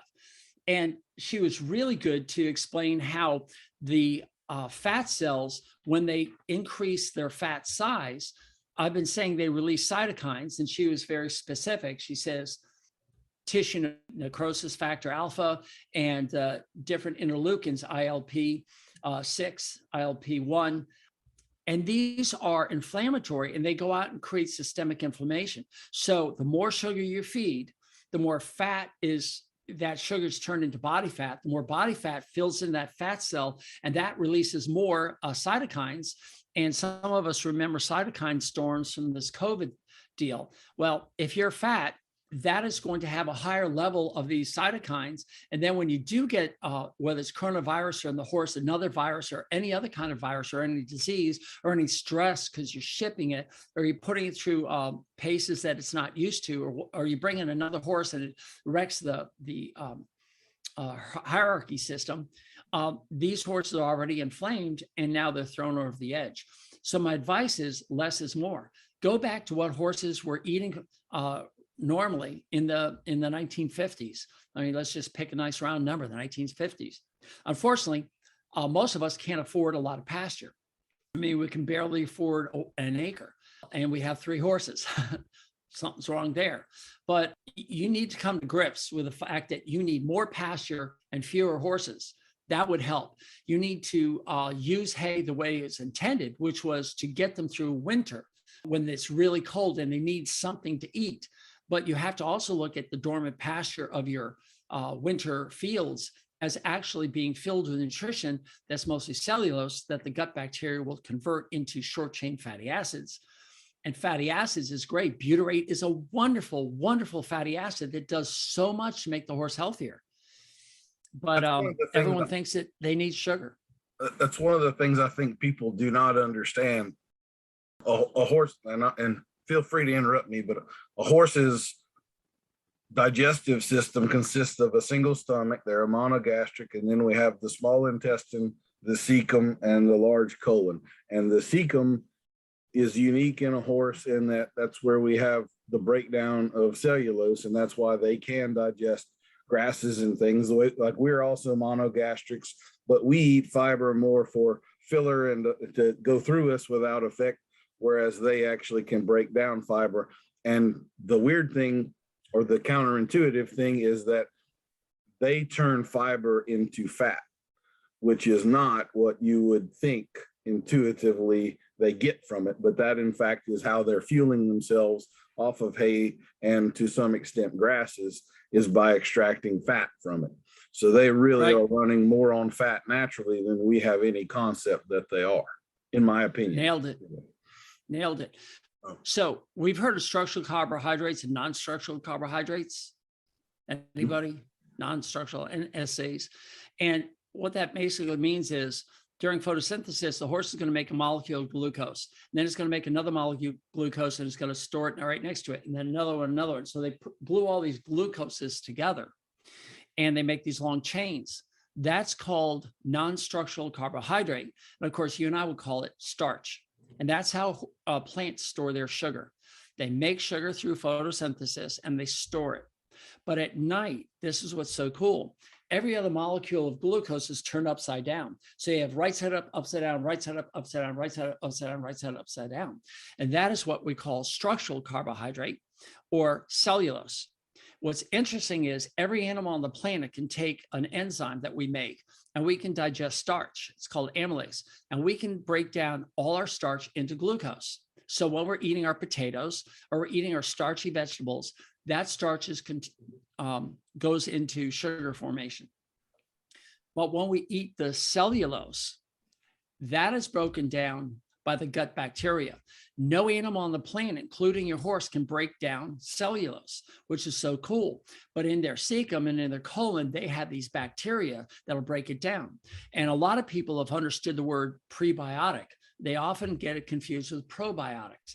There's prebiotics, probiotics, and now there's postbiotics. That's a whole different realm, which I'm not ready to talk about, but they've now found another class. But the prebiotics are unrelated probiotics. Probiotics, you're throwing bacteria and yeast in the mouth and hoping that they survive and they're supposed to repopulate the gut. So let's not talk about that. But prebiotics are certain fibers that actually fuel the bacteria. So the bacteria are allowed to make what they're supposed to make. Fermented food is really good for us. Sauerkraut is a great example. Unripe fruit can put in some starches, fiber that's in there that like unripe bananas can actually help feed the gut and create these really beautiful butyrates and other short chain fatty acids. The cattle, all ruminants, have that 4-chambered stomach. And what makes them different is they can take lignin, and lignin is cellulose on steroids. It's what creates the bark. It creates the trunk of the tree. It's woody, if you will. Lignin is woody. And ruminants can eat woody things and survive on it. But horses don't have that ability. So horses are like tapirs and like rhinoceroses. And I picked those because they're all odd-toed ungulates, or hooved animals that have 1 or 3 toes. And they have these hindgut fermentation containers that will ferment the fiber into these acetate, pyruvate, and butyrate. These are short-chain fatty acids. What they also do, what the bacteria also does, is they make all your vitamins. Every vitamin that the horse needs is basically made by the bacteria. And if you have a vitamin deficiency, it could be that you're actually consuming them faster than you can make them. So if you're a racehorse and if you want to add some vitamins, there's no harm, no foul giving these things. But for instance, biotin, everyone gives biotin to the horse's hoof to repair it. But what they don't realize is biotin is vitamin B7. It's a B vitamin. The gut bacteria make it. But if your gut bacteria aren't making biotin, it could be that you're not feeding correctly and they're not getting enough fiber to feed that gut bacteria to create the biotin. So all vitamins are made by the gut bacteria. They get their preferred fuel, which is fat. That drives the muscles. And I love it when horses, trainers come to me and say, well, how do I feed my competitive horse? I'm like, no sugar. There's enough sugar in the hay that you're feeding and in the forage that you feed. There's enough sugar to keep the brain functioning and all the other processes. Sugar is not evil. It's the excess amount of sugar. Sugar in excess of what the body needs for the day. That's where you have increased insulin. That's where you start to get insulin resistance. That's where you start to create body fat. So if your horse is increasing body fat, the only reason is because you're feeding glucose in excess of the body fat of their needs. And it's being converted into, the glucose is being converted into body fat. Maybe I need more coffee. Oh, I was going to say that's one of the, we see these trends in the horse world. And it seems to me that these days I only see two kinds of horses. I see horses that are neglected and are too skinny, and I see horses that are obese, and I seldom see those body condition scores of 4, 5, and 6 in the ideal sort of range. There are a lot of really fat horses out there running around, and then people mysteriously have these issues, anhidrosis, and it seems like, well, I'll say in our area, the heaves in the last 10 years has skyrocketed. But there seems to be an association with Bahia grass hay and a certain fungus in there that is, so I don't allow Bahia grass hay on the place because I'm terrified that I'm going to wind up with an epidemic of that stuff over here. But it is kind of weird how problems that weren't a problem at all 20 years ago, 30 years ago, 40 years ago, all of a sudden, everybody knows 5 friends that have a horse like that. And yet we don't see it. Fetlocks is a great example. Drop fetlocks, where the pastures just drop down. How about kissing spine? You could argue that we didn't have x-rays and we've had sore backs in the past, but the degree of kissing spine that's out there, founder in horses. I mean, that used to be a fat pony syndrome. Now it's horses are getting it. Heaves, like you say, is increasing.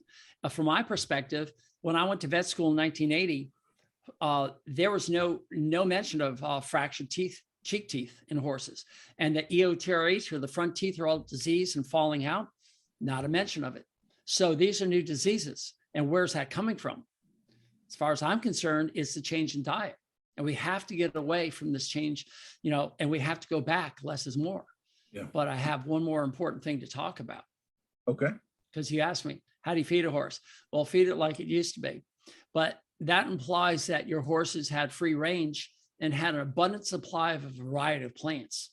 But now we have these fenced-in pastures that have only 1 or 2 grasses that are growing out there. Maybe yours has 3 or 4 with weeds being in there. But usually it's 1 or 2 grasses, and the hay you buy is 1 or 2 grasses, maybe Timothy or Timothy alfalfa or whatever your coastal or whatever you want. But they're not getting the variety. So then I say the word protein and everyone's eyes just glaze over. They're like, protein, I've heard the word, I don't even understand it. And if you wanted to push me in the corner and say, doc, just say one thing, I'll say most horses are chronically protein deficient. They're so protein deficient. And that means 2 things. 1, they're not getting the quantity of protein to maintain themselves. And 2, they're not getting the quality of protein. So they're not getting all the building blocks of the proteins that'll make everything. And if people just realize that when you're looking at a horse, when you look at the hair coat, that's protein. You look at the hooves, that's protein. You look at their neurotransmitters. When you say Cushing's, a neurodegenerative disease, that's protein. Immune system, protein. Connective tissue, like suspensories, protein. Everything's protein. And the horse isn't getting it for 2 huge reasons. 1, they're not being fed enough of high quality protein. They're getting hays out there. They're even adding legumes, but only 50% of the protein, whatever hay you're feeding, is being absorbed. So if you're feeding 12% protein hay, it's actually only 6%. That's just the way it is in horses. And if you look at the amino profile, it doesn't have all the 10 essential amino acids. It has, maybe 6 of them. And so you're missing some of them. It's like getting a dictionary, missing a letter. So no W's to know who, what, why, when, how, or tomorrow. Daniel, where will we meet tomorrow? Turns out to Daniel meet. And you can't even say what? Because there's no W's. The other thing is they're consuming them. So all proteins that are made in your body have a lifespan. And when they reach the end of the lifespan, they are taken apart into their small bits, like letters to a word, and reassembled into other words or other proteins. So a neurotransmitter, boom, it's made and destroyed in less than a second. Muscles, boom, they're made and destroyed in about 6 years. So this is why we don't see lamenesses till about 10 to 14 years old in these horses, unless they're race horses. So that 12-year median, all these horses are breaking down. Yeah, I got a 12-year-old, but he's getting a tendon, suspensory or whatever. That's because the proteins are being consumed and not being replaced. The number one consumer of protein is the excess sugar that you're feeding to your diet will sequester all that sugar by insulin into your body fat, which makes your brain say, hey, I need some sugar, man. I can't think without sugar. So it goes to the liver and says, let's convert proteins, amino acids, into sugar. So there's less and less amino acids. You're not feeding them, they're consuming them. This is why you see the 80-year-olds at the mall walking around on walkers, and you blow on them and they fall over because they've lost all their muscle. It's called sarcopenia. And these people are losing muscles. Your top line goes on your horse. He's 12, 14, 16 years old, and the top line looks like crap. Well, I guess I need to exercise some more, but I can't because he's lame. Well, exercise is going to work. Ask any bodybuilder to lift iron. They can lift iron all day, but if they're not consuming enough protein to meet those needs, he's never going to make muscle. So yeah, stop feeding inflammatory ingredients and add protein. So how do we, let's say we are incapable with our hay of reaching the protein threshold that our horse needs. We're not seeing that top line fill in and so forth. Is there a simple and easy to acquire source that you recommend of protein? And by the way, as you keep talking, I keep having all these little phrases pop into my head. And this is one of my favorite ones. And this was actually said by a feed salesman representative that came to talk to us during a nutrition class in college, and is maybe one of the most honest things I've ever heard a feed salesman say. And he said that horses do not have a protein requirement. They have an amino acid requirement. And I thought that was just a profound statement, because everybody buys feed by whether it's a 12% or a 14%. And that's really a whole lot less important than some other things. So anyway, you have that's perfect. I'd like to redefine that. There are low quality proteins, there are good quality proteins, and they're high quality proteins. And that is basically what the feed representative was saying. The high quality proteins have all 10 essential amino acids. What that means is the horse cannot make these amino acids. There are 20 amino acids, and 10 of them the horse can make, 10 of them they have to consume. Now, it's arguable, it could be 9. Some people say that, I don't care. The point is, there's a group of amino acids that they have to consume from there. And 3 of them are called limiting amino acids. And you see this in triaminos. You see this in almost every feed bag. They have lysine, threonine, and methionine. Those are your 3 limiting amino acids. And that means they're just not out in the environment, and you have to add them. The thing that I've used since 1973 for my protein supplement in horses is a beautiful legume. It's a vegetable, and we know horses eat legumes all the time. Alfalfa and clover, birds for trefoil, all these other legumes that are out there. And all of a sudden I say soybean meal, and everyone puts, no, not soybeans. No, I will never eat soybeans. I'm like, you're not a horse. People put up barriers and they don't want to do that. And then I just go back to my first one of 2 questions. So how's what you're feeding working for you? Well, the top line's gone. He's got suspensory ligaments. He's lame. He's got Cushing's disease. Okay. So what you're doing isn't working. Here's soybean meal that I've been using since 1973. It's available worldwide. It's like one of the leading number 1 manufactured feeds in America. We export tons of it. We have a surplus of it. So why are you afraid to feed it? So luckily where we live, we have an excellent source. It comes out of Sandusky, Ohio. It comes down to our feed dealers. Always clean. It's always perfect. We have no problems with it. But a lot of people get their soybean meal and they have infestation of insects. They have mold.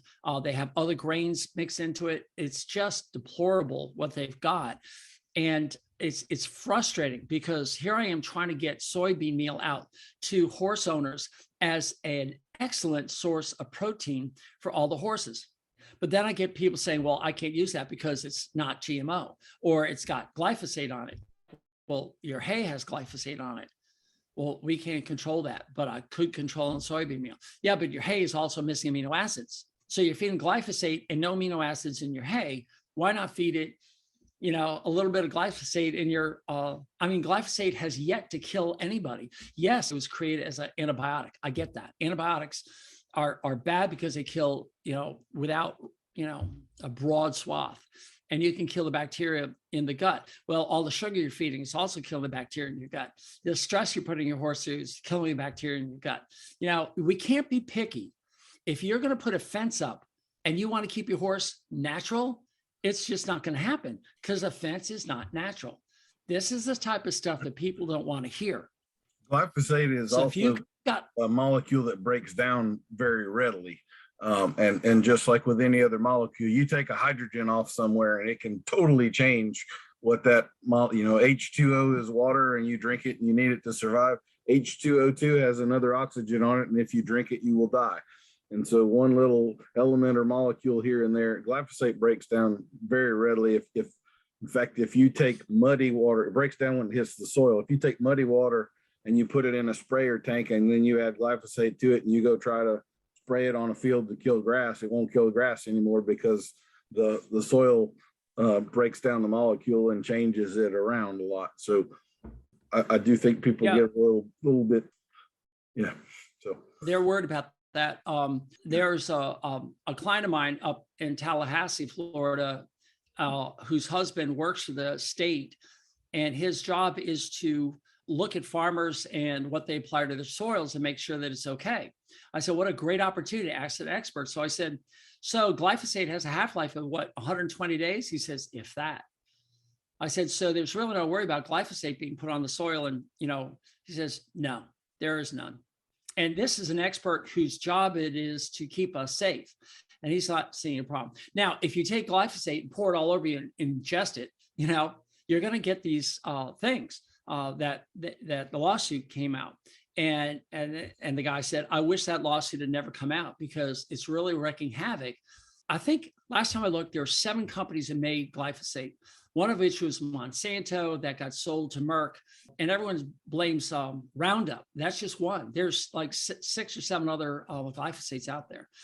And you're seeing glyphosate in wine. So why are you finding glyphosate in organic wine? Well, apparently it doesn't break down on organic wine. So there's one that you might want to worry about.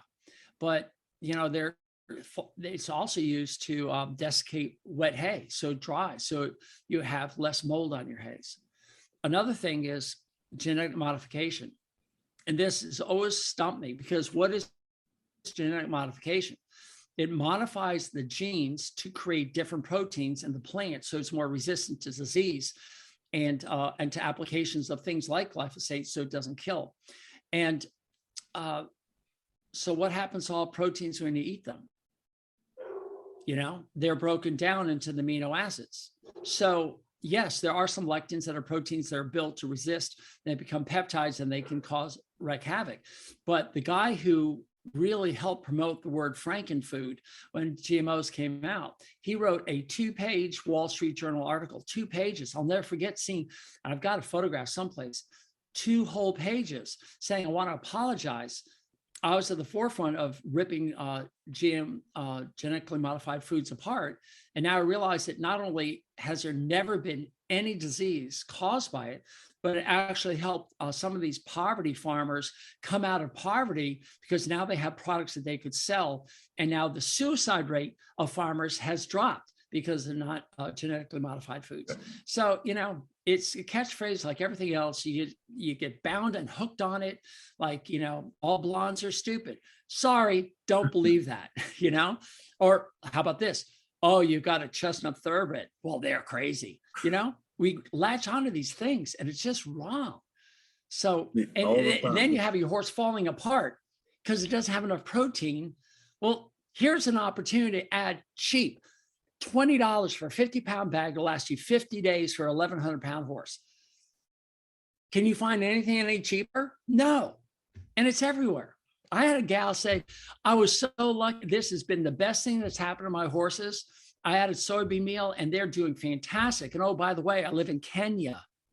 Well, I had to travel 45 minutes to find my soybean meal. Good. Now you're being an advocate for your horse. That's becoming now, just about every feed company has a product that is a top line balancer or something like that. And if you look at the ingredients on there, I'll bet the primary one is probably soybean meal, and they're going to add a few little things here and there. But and again, those are alfalfa meal and soybean meal. Yeah, all those products are the kind of thing where you're feeding like a half a pound or a pound a day. It's right in line with the same thing. It just has their logo on the bag, and it's a little bit more expensive. So, and soybean meal is an ingredient like flour's in Nabisco, and it's in Keebler. You know, you buy the cookies, it still has flour in it, and that's what soybean meal is. And soybean meal provides all of the amino. Soybean meal does provide all of the amino acids, correct? So you're not having well, like we said, they don't have a protein requirement, they have an amino acid requirement. So you could feed them a high protein supplement that is lacking in certain amino acids and still have a problem. With soybean meal, that's not a problem because all of the amino acids are present, correct? By definition, if it doesn't have all the amino acids that are required, it's only a good quality protein. You have to be feeding high quality proteins. Soybean meal is one of them. Some people have looked into hemp protein. Some people insist on feeding pea protein. Tom Brady, if you're a football fan, loves pea protein. Whey protein, which obviously everyone, bodybuilders love whey protein. They all have different absorbability factors. Some people are saying that Cool Stance coconut has a higher spectrum of amino acids, and I guess it does. But when you look at for a cost per pound basis with a safety factor of decades, 30 plus years, 40 years, it's soybean meal, hands down. It's cheap, it's efficient, it's ubiquitous, and horses, I'd say 98% of them will eat it out of your hand and keep eating it. The 1 or 2%, fine, put a teaspoon in, add a little bit at a time and get them onto it and they'll like it. But I'd say 98% acceptance. So yeah, and everybody's gone on it. The things that happen is within 2 weeks, you have a new hair coat. People are just blown away by that. In 2 to 4 months, if you don't tell your farrier, they'll start to see the new hoof formed, and you'll actually physically see it from the coronary band down. The walls become stronger. You can see the new hoof formation, and the farrier, if you don't tell them, they become an independent set of eyes, and they'll probably say, man, I don't know what you're doing, but keep it up. I've never seen these hooves look better. The top line starts to look better at about 6 months, and by a year, between a year and 2 years, the top line is completely restored. Between a year and 2 years, the hooves are completely restored. Sometimes it takes up to 2 years, depends on how old the horse is. And that's because the older the horse is, the more difficult it is to get them off the insulin destruction, to lose the body fat, to get rid of the inflammation, and have this conversion of the amino acids back over into useful structural properties.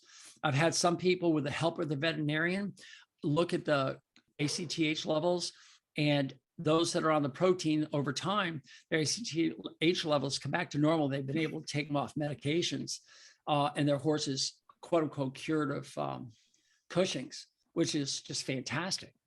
Mm-hmm. Yeah, but no veterinarian makes money off of selling you some soybean meal. Oh.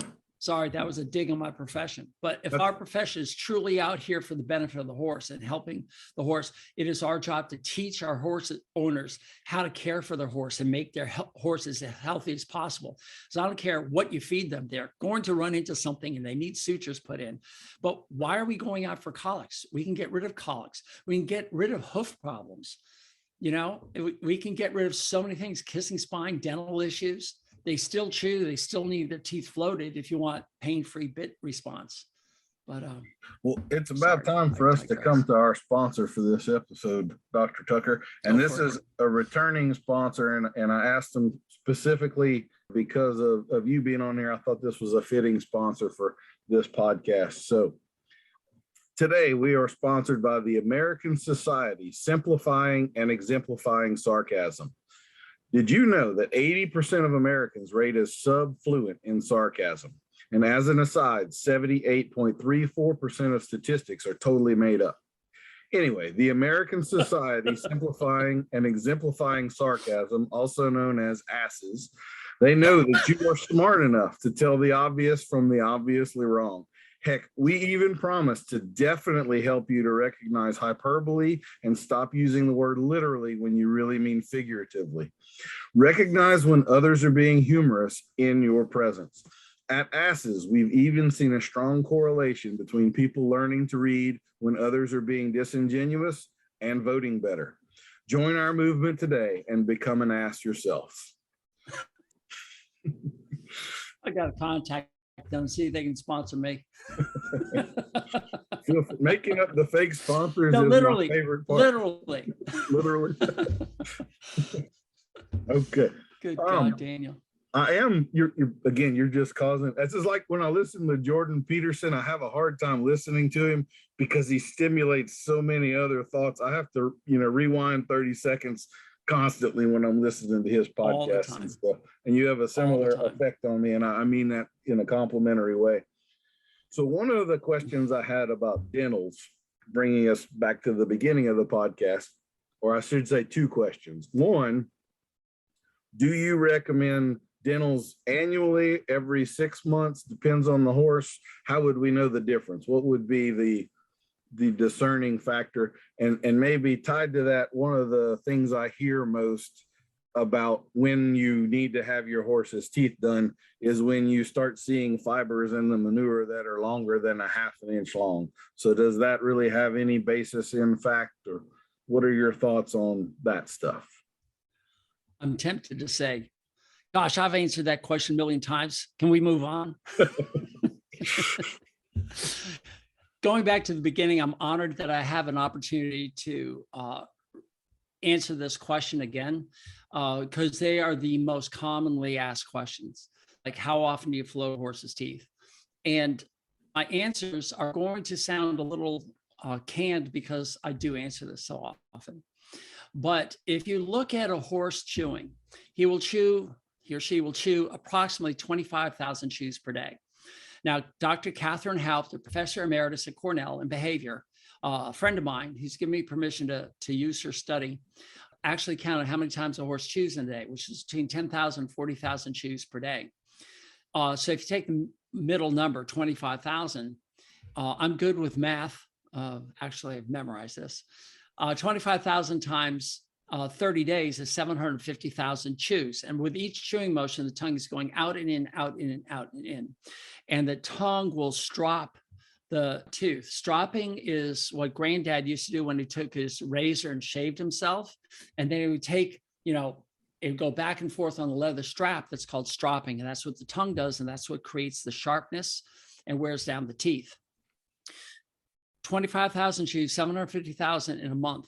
Now, you and I chew approximately 2,000 times a day, according to my dentist, who told me this when I asked her, and I multiplied that by 30. That's 730,000 chews in a year, and they're doing that in a month.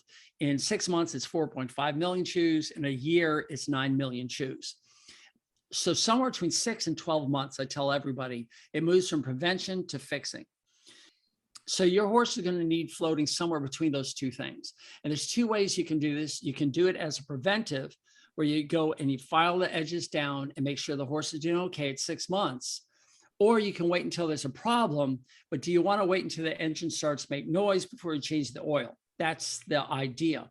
And if you're investing time and money or both into training, you want your horse to be as responsive as possible to the aids that you're putting to the mouth. Now, if you're one of these exceptional riders that doesn't use a bit and can do everything through seat or vocal commands, great. But that's not taking into account what the horse is doing every day as far as chewing. So you have bit and you have chewing.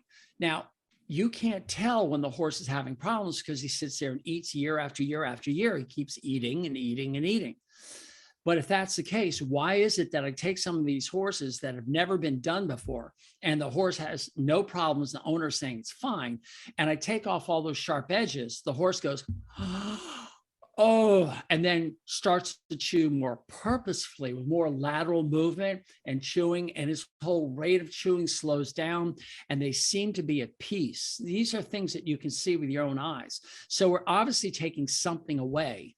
And even worse, now that we've taken it away, they now know that it's back. So they're like, at 6 months, where is that guy? Can you call him? Because now they're starting to show, they've taken the pebbles out of the shoe. Now a grain of sand gets in there and they don't know what to do with themselves. So yes, a horse can live forever without having its teeth floated. I got it. And all of us who understand that horses were created to adapt to whatever's going on, that's fine. They go 20, 25, 30 years and they drop dead from something else. I get it. But if you're investing time and money into working with your horse, then somewhere between 6 and 12 months, it'll move from prevention to fixing. But I'm not done yet. We've got more. If you and I are standing here together and I pick a rock up and I put this rock on this pedestal, and I say, Daniel, oh my gosh, this rock is amazing. It moves me. It just brings me joy. This is just the most amazing rock sculpture I've ever seen in my life. And you're looking at me, Doc, that's just a rock, right? Well, floating teeth is an art form. You could say the same thing about music. You like music? Yeah, I like music. Great. Let's put some rap on. I can't stand rap. Well, let's put classical. I can't stand classical. So it's a type of art that you like.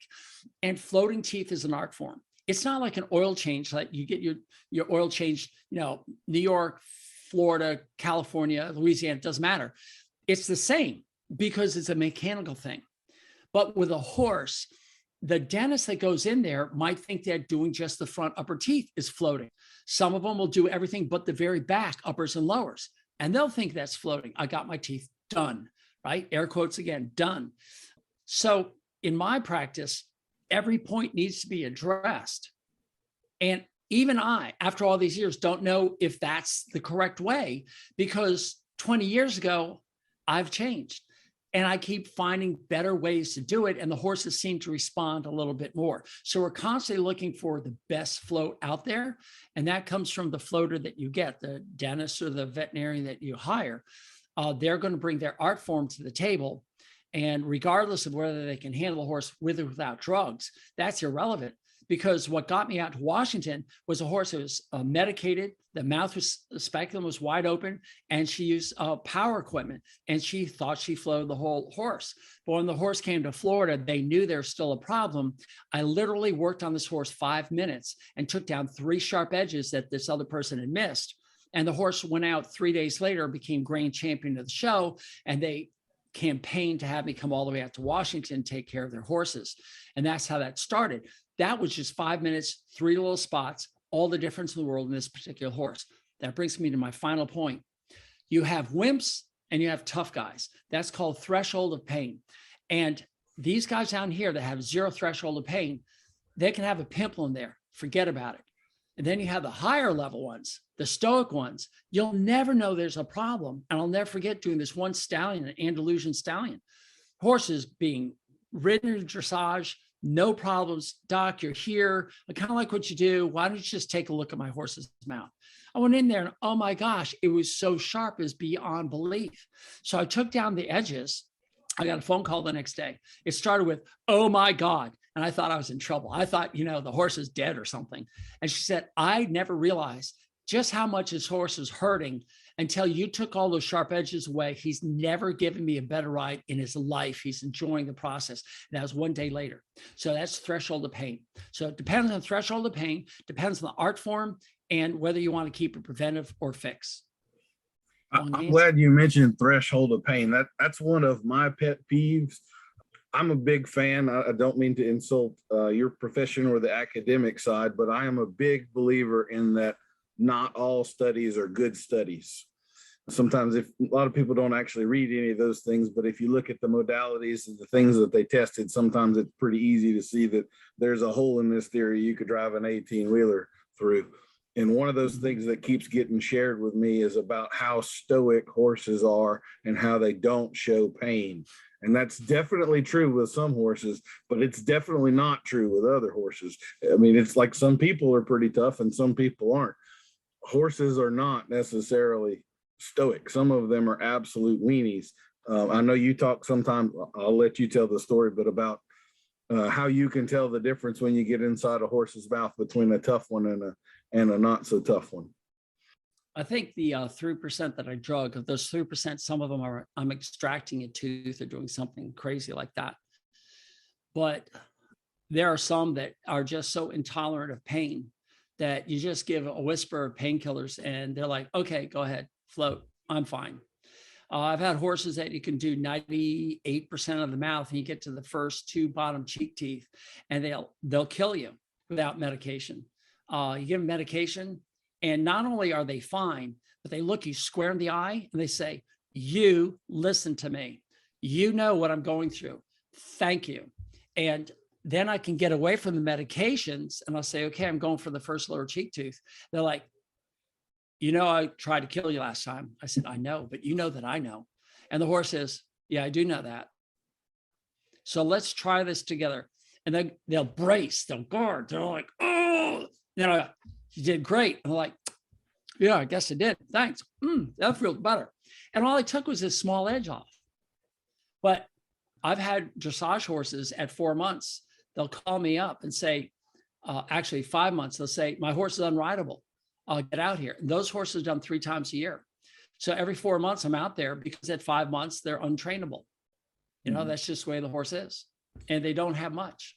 Well, I was alluding to your story about you'll go inside the horse and the cheek will look like hamburger. And you turn to look at the client and say, this one's not giving you any trouble, is he? And they say, no, he's not. And then you go into another one and there's like a little pimple on the cheek back there. And that horse is the one that's responding to the pain and giving them all kind of hell. So the hamburger meat, they're just numb. They're just numb. You made me think of another thing. And then I was so entertained by you repeating what I was saying. I completely forgot what I was going to say. You were talking about the dressage horse that needed to be done 3 times a year and so forth. Yes, I was. I also wanted to touch on the 1/2 inch in the manure. Does that have any bearing of reality whatsoever? Oh, yeah. That's all bacterial dysbiosis. Bacteria. The only purpose of the cheek teeth, in my opinion, is to create a swallowable bolus.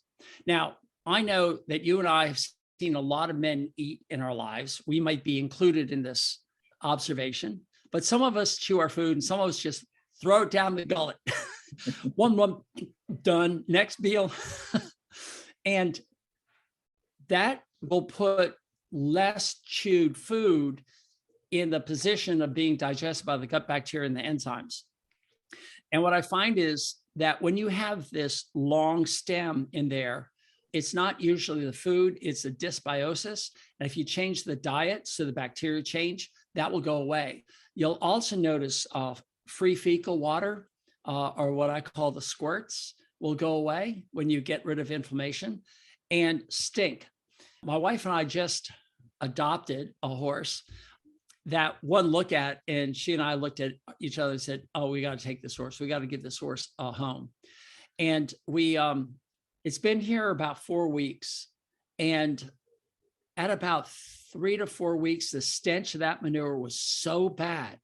As we changed what the horse was eating over to something that's less inflammatory, and we're starting to add the soybean meal.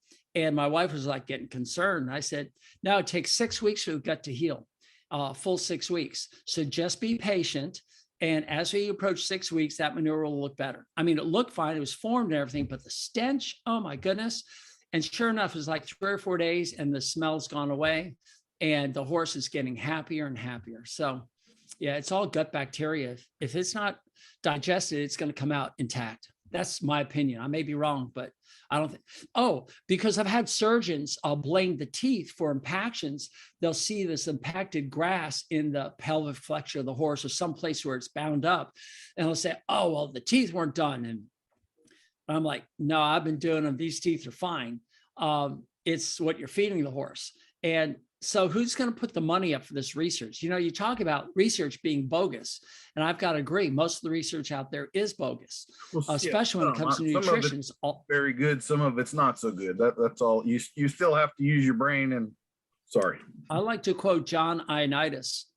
He's a physician, researcher, mathematician who does statistics out at Stanford, who looks at research.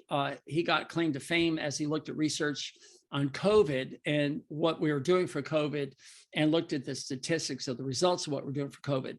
But he's also done so much research on research. And he will point blank say 100% of nutritional studies are biased. And that's because the gut biome in me is different than the gut biome in you.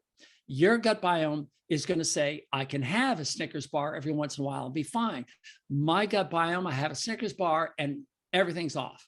So because of the individuality of every horse out there, I can blanket statements, say, take away all inflammatory foods and add some high quality protein in, and your horse will magically become 100%. But I do have horses that maybe they don't. Maybe they never do lose that crescent neck. Maybe they need something more. Maybe this horse needs its hay soaked at least an hour to take the starch out. By soaking your hay, you're reducing the sugar, reducing insulin. And these horses actually do lose their fat pads and crescent neck. That's that much more work for most people to do. So with every horse and every human being an individual, you can't blanket statement nutritional facts. It just can't.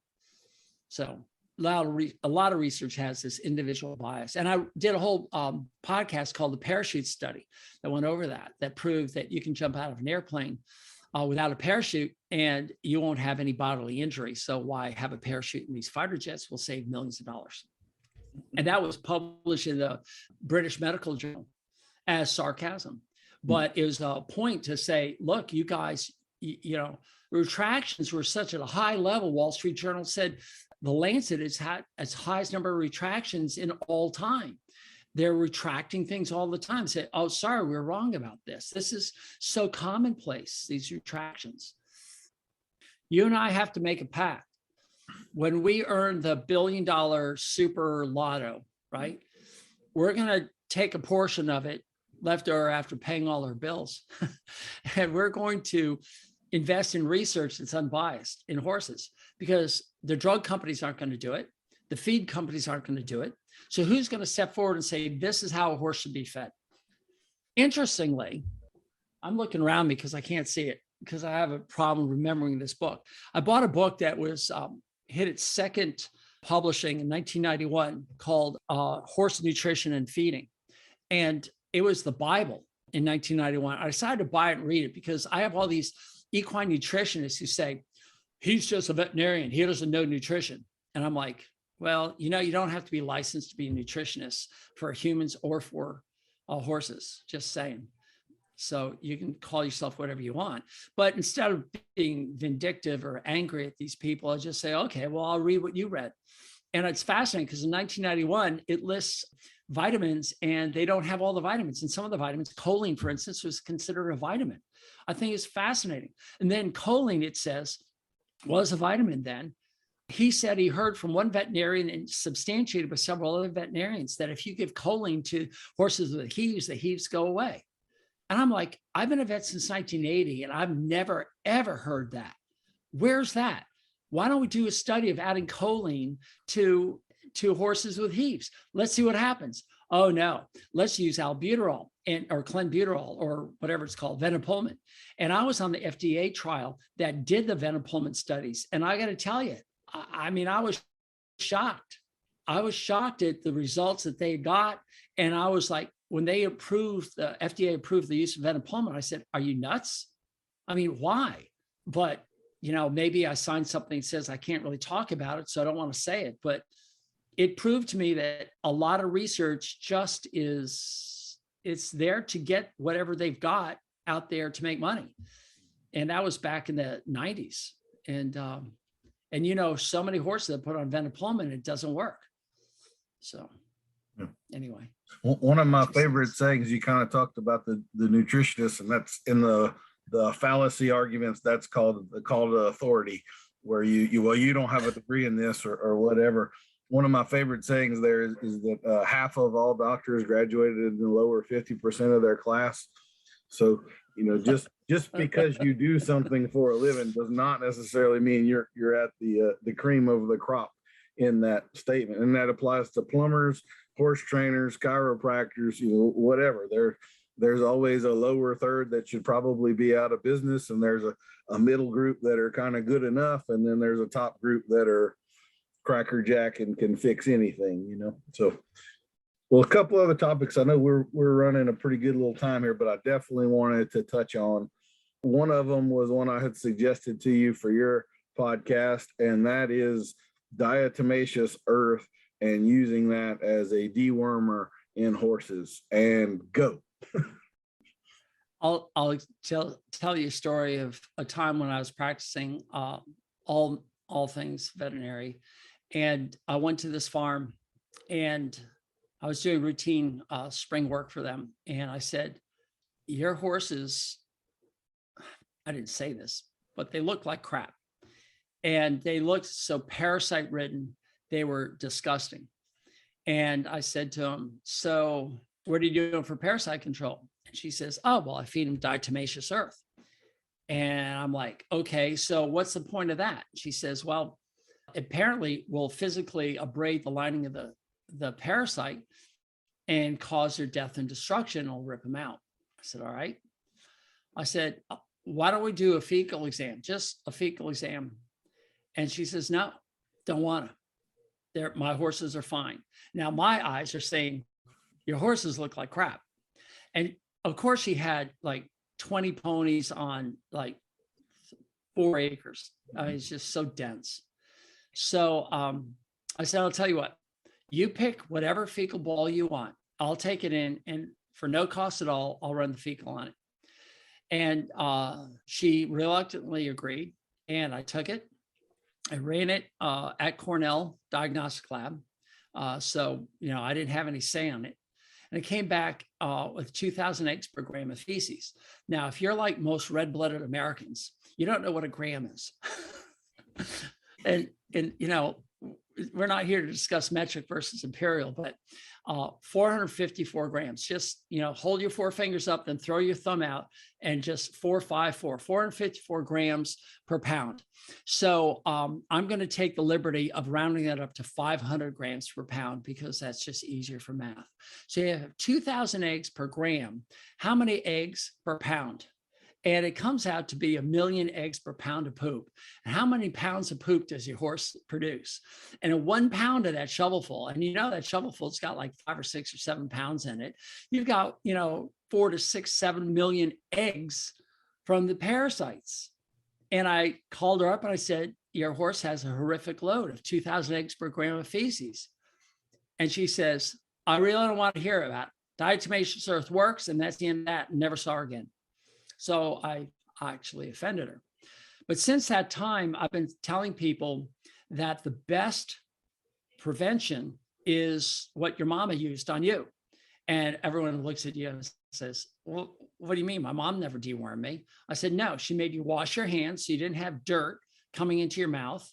And she cooked your food, and you ate it in a room that was far away from the septic tank.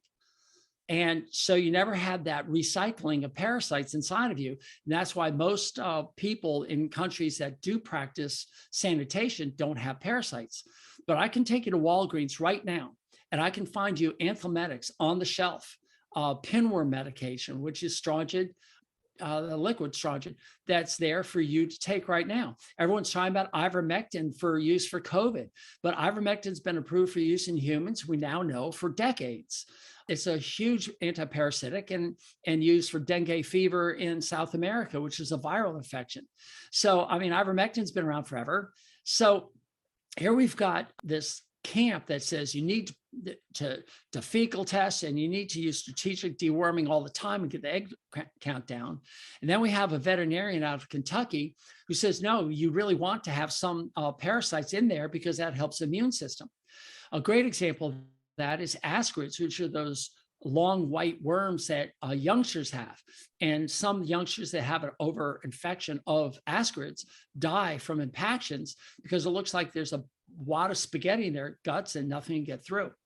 So ascarids are not an issue after about 1 to 2 years of age because the immune system takes care of it, and you won't get it until the horse is debilitated and old, and all of a sudden you see ascarids again. So your immune system is number one for caring for parasites. And this vet out of Kentucky is saying, look, all these anthelmintics, these dewormers, we're getting resistance to. So we got to stop using them, and it's okay. So it goes right back to get yourself a pasture vacuum, get yourself a fork and go out there and pick up the manure. And if you have 10 horses on 1 acre, it's never going to work. It's just can't. It's pollution. And you have to provide a clean area for these horses to live. It's that simple. That's how Mama kept the worms out of you. She made sure you didn't eat where you defecate. And I think it bears, you'd mentioned 2,000 eggs per gram earlier. I think 500 is the threshold. Above that, it's considered a high shedder. So that was a pretty high load for sure for that horse. Yeah. And I have actually personally seen a young horse when I was at Louisiana Tech. It was a 2-year-old that we had there that had been born and bred on the place, had been wormed. She was colicky on a regular basis. She finally died from one of those colics, and our major professor came out and autopsied her with us, and she was full of the worms, just like you're talking about. But bottom line, here's the other thing I've always thought of the diatomaceous earth. It's made up of diatoms, which are basically crystallized single-celled organisms. So it is essentially feeding little bitty shards of glass to the horse. And we had talked earlier about the single-celled barrier in the hindgut. Well, if the single-celled shards of glass are in there to puncture eggs and kill all these single-celled organisms, then they're also theoretically doing the same amount of damage to the horse's hindgut, and that leaky gut syndrome, you're basically exacerbating that entire situation. So critically thinking, it does not. It's worthy of thinking. Actually, I didn't mislead you. I just wasn't complete my discussion of the lining of the gut. It is 1 cell layer thick. And then over on top of that cell layer is a thick layer of mucus. And that mucus is very protective. It binds to foreign proteins that they don't need. It probably binds to the diatoms that are in diatomaceous earth, and it just goes out the other end. I've never heard of diatomaceous earth causing a problem in horses, and that's probably why. But that mucus that's there is created by the bacteria, and that mucus layer is so important to the health. If that mucus layer gets stripped away, that's when your endothelium starts to become damaged, and that's when you start to get ulcerations. You have to get that mucus back in there. Mucous membranes is no different than the skin on our face, other than our skin is not secreting mucus, where our mucous membranes are secreting mucus. And that layer is so important. It helps lubricate, helps protect, helps to transfer fats and proteins and everything to the cell in a regulated fashion, and binds onto lectins and hauls them out.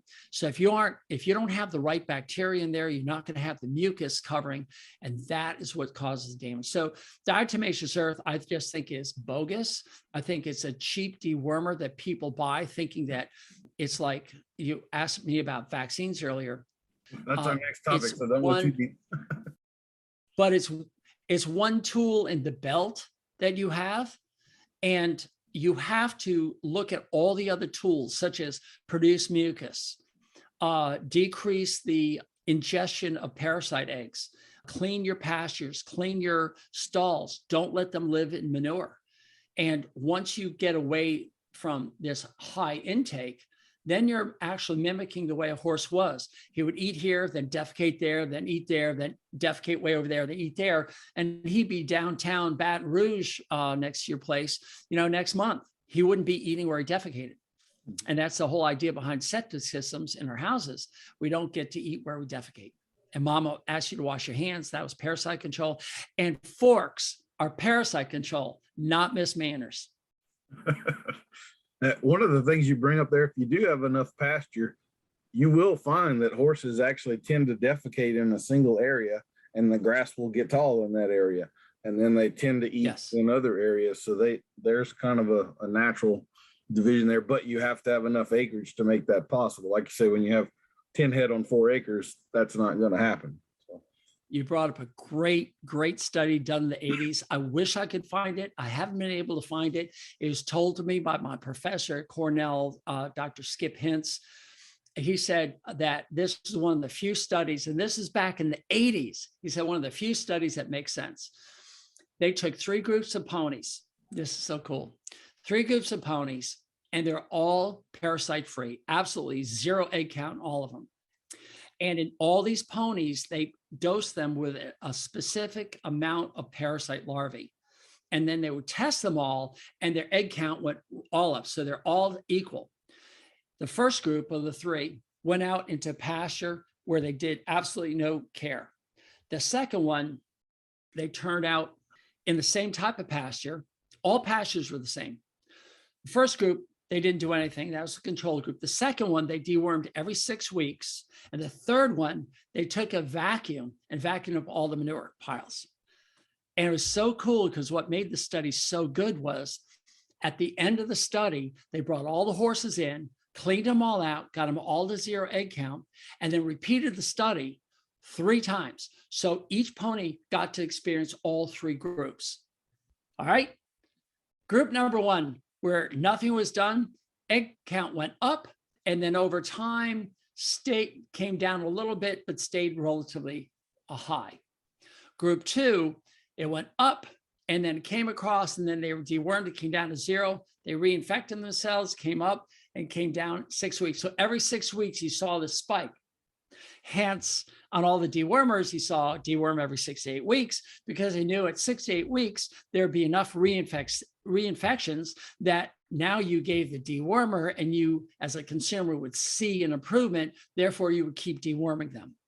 And the third group went straight up and went right down to 0 due to their immune system and stayed at 0 the whole length of the trial because they weren't reinfecting themselves. Their immune system took care of the parasites. That study was so classic. I've used since 1984 when I graduated from vet school, and it still holds true today. Clean up your environment if you want to be parasite free. Very good. Let the immune system work. And then the last topic that I have for you is vaccinations.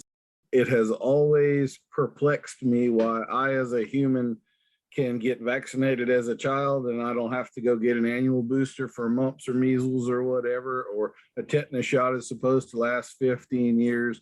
And yet I've got these 4-legged animals over here that are costing me an arm and a leg, and I've got to revaccinate those things all the time, at least annually. And if we have a broodmare, we've got to be giving her rhino and all of that every couple of months throughout pregnancy. And so what are your thoughts on vaccinations, and are there actually studies where they are taking a titer on these horses and there's research behind this saying, yes, you actually need to do this, or is this all promoted by companies selling vaccines who are, need a reason to sell me something this year? You've got at least 3 questions here. Let me see if I can address the most important one. Why vaccinate? And I have a video that I made in 2007 that you can see on YouTube that discusses this. I divide all vaccines into 2 groups. Group 1 is diseases that will kill you. And group 2 is diseases that will make you sick, but you'll get over it with good nursing care. The ones that'll kill you is tetanus, rabies, encephalitis. Simple. The encephalitis includes Eastern, Western Venezuelan encephalitis and West Nile encephalitis. So those diseases will kill you. Rabies and tetanus are not seasonal. The others are vector-borne. So those are the core vaccines. The AAP is now calling those core. I don't know if they listen to my podcast or not, or there are a bunch of other like-minded people at AAP who said, yeah, we have to have a core set that everyone needs to do. So that would be the diseases that kill your horse. There are some diseases that'll kill your horse that are regional, such as anthrax. If you lived outside the country, there's other diseases like African horse sickness. There's equine infectious anemia that'll kill your horse, but we have no vaccine for it because that's caused by a virus that's just almost a kissing cousin to the human immunodeficiency virus, HIV. It's a lentivirus, and so far that's eluded a vaccine. That's why you don't have vaccine for AIDS or for swamp fever. But for the diseases that will kill your horse, tetanus, absolutely. Rabies, absolutely. Encephalitises, do it before the mosquitoes come and make sure you're protected until the mosquitoes go if you're in a season that has winter. And that's usually like September disease up in New York. Down in Florida, we have mosquitoes and flies all the time. We have mosquito control. That's how we try to control that. They also have sentinel birds, pheasants, I think, or roosters, chickens, that they keep in a cage, and they're constantly drawing blood on these things.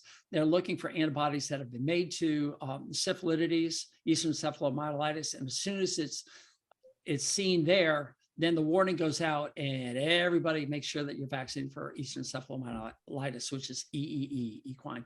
It's a dead-end host in horses. So it's supposed to be in the bird population, the bug population. That's why you use birds as sentinels. They don't actually die from it, but they are the harbinger of this infection. But if it enters the horse, it's a dead-end host, which means it actually kills the horse. And it's not a good disease to get. So the disease that will make your horse sick, rhino, for instance, there's different types of rhino. You have the respiratory form, you have the neurological form that can kill a horse. And then of course you have the one that causes the abortion, as you mentioned, your pregnant mares you want to cover. Influenza in horses, equine influenza is a big disease, especially horses that are grouped together, that travel, that see other horses. Strangles will make your horse sick. It can kill your horse, but good nursing care can prevent that. Potomac horse fever can kill your horse, but if you have good nursing care and you catch it right, it won't be a problem. So these are the vaccines that will make your horse sick, but they can recover from it. If your horse gets tetanus, it's dead. If it gets rabies, not only is it dead, but there's a chance that you can get it from the rabid horse. And encephalitis, your horse is, with some exceptions, is dead. So your core vaccines versus your not core vaccines. So that's the answer to your first question. Which vaccines do you want to protect against? I'm protected against rabies because I was attacked by a rabid horse. So I had the post-exposure, and then I've had a booster. That's a whole nother story. I'm protected against tetanus. You'd be a fool not to, because you'll die from that. Polio, I had vaccine for that. Measles, rubella, mumps, pox. I guess either I got self-immune or whatever. It's a long time ago. I can't remember. So those are the ones that'll kill you. Have I ever gotten a flu shot? No. Stop you for just a second, Doc. You might want to talk about EHV 1 and 4 in there. That's one of those things we hear about. Sometimes we went to a show and there was a horse there that had that, and I'll let you. I apologize because I call it rhino. Equine herpes virus is a rhinovirus. Yes, sir. It's not rhinovirus, don't get me wrong, but it's rhinopneumonitis. I'm in the old school, but EHV1, EHV4. You have the neurological form. What's interesting is it usually attacks from the hind end forward. So their tail stops switching, then they sit down like a dog and with their front legs extended, and then it moves forward, and that can kill your horse. There's the respiratory form, which can be very devastating, and there's the abortion form. EHV outbreak that occurred here in Wellington that shut everything down. The one that occurred in Spain last year, there are 300 horses in one tent or one showgrounds with one FEI vet to cover 300 horses. And everyone started getting sick and they all just dispersed before they could shut it down and contain it. Biosecurity is a main problem at these shows. These horses are stressed. They're probably not being fed right. They're having all sorts of inflammation already from grains and balancers, which are highly inflammatory. In fact, I heard from this podcast that they actually did a study recently. I got to get my hands on it, where they gave a ration balancer to a horse and it caused an insulin spike. So if you're trying to keep your insulin down, don't feed a ration balancer. I've been preaching that for years in my blog called Betrayal. I talk about balancers, and they're just betraying you with horrific stuff. So they're stressed, they're shipped, they're confined, they don't have great airflow. There's a lot of reasons why.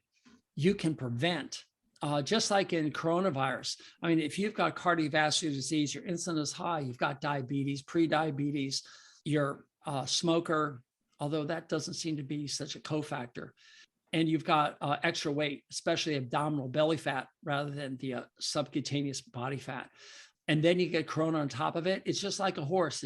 It's worked hard, it's shipped several hours, it's thrown into stalls not used to. He seems to be fine, but you can tell he's stressed. Then he's yanked up, the lights stay on all night, so he can't get a good night's sleep. He hears noises he's not used to, so he breaks up his sleep. His sleep patterns are bad. No one has studied sleep in horses, and I think that's a fascinating place for someone to go. But what it does to the body, inflammation. I would love to take horses that are exposed to light and classical music all night, and then take their cortisol levels and see if they're normal or not.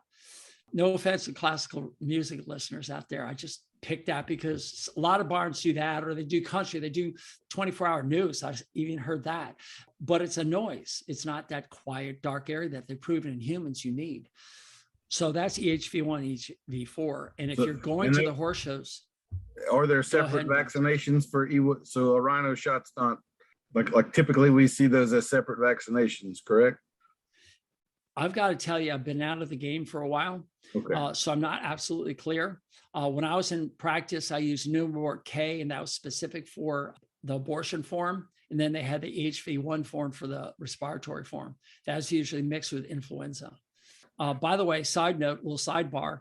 If your horse has reactions to these injections, I recommend one of two things. One, shake the crap out of the vial. Make sure that all that sediment is just shook up like crazy. And then what I did was I inverted the vial and stuck the needle in, and I drew out 3 cc's, and I pushed it all back in. It would go through that 20 gauge needle, and I draw it back out. I'd do that several times. And then I would finally, draw it out, click out some of the air bubbles, and then draw out, make sure my dose is correct, pull it out, and boom, it went in the neck. That would reduce injection reactions so much, you have no idea. The problem is the vet tech draws up 100 of these things and throws them in the refrigerator of the truck, and the truck vibrates down the road, and then the guy takes it out and goes boom in there, and the sediment's down there. You have to shake the crap out of it. You buy them in individual syringes, draw in air and shake like crazy, and push the air out and then stick it in. I'm not worried about a few air bubbles. That doesn't seem to be a problem. There are a couple of horses that get horrible injection reactions no matter what. And the immunologist at Cornell told me that if your horse needs tetanus and he gets an injection reaction just to tetanus, then give 1/10 of a cc in the neck, and then go back 30 days later, give another 1/10. And that horse will have enough immune reaction that he'll still be protected. And even some of those horses would have an injection reaction, just wouldn't be as bad. But there are some horses that do have injection reactions. Okay, that was one of the questions, what to vaccinate for. The second is titers. And there have been studies that do titers on viruses or on diseases. And as a rule, they are not very good titers. They don't really reflect. And this is like true with coronavirus. You can draw blood on a person for a titer, and their titer can come in really low. Does that mean they're protected or not? You have to understand that the immune system has the innate and adaptive. The innate immune system are the T cells, and they have these memory cells that are out there saying, okay, is there anything out here that kind of looks like something we've had in the past? And if it does, boom, it sends out the alarm, and it goes off to the adaptive immune system, which is your immunoglobulins, your B cells. And they will mount a response in your lymph nodes. That's why your lymph nodes swell, or in your armpits, or wherever, because they're the factories at full charge, and they're coming out. When you take a titer, that's basically telling you how prepared the innate system is. But just because it's not a high titer, it can get really low. They can respond very quickly. And that's what they've seen with coronavirus. It bounces back very quickly. So just because you have a low titer doesn't mean that you're not protected. So doing titers isn't that accurate in horses. and they put in millions, hundreds of millions of dollars to get these things licensed and approved. And to licensed, it applies to biologics like vaccines versus it's the word they use for drugs like sedatives. It's not licensed. License is a biological, and that's, we've all become familiar with this emergency use authorization, where they bypassed all the studies that you have to do for safety and efficacy of vaccines so they could get some sort of protection out for people. And they skipped all that. And this is why so many people are anti-vaccines in the coronavirus, because they say, look, we don't have all the safety studies yet.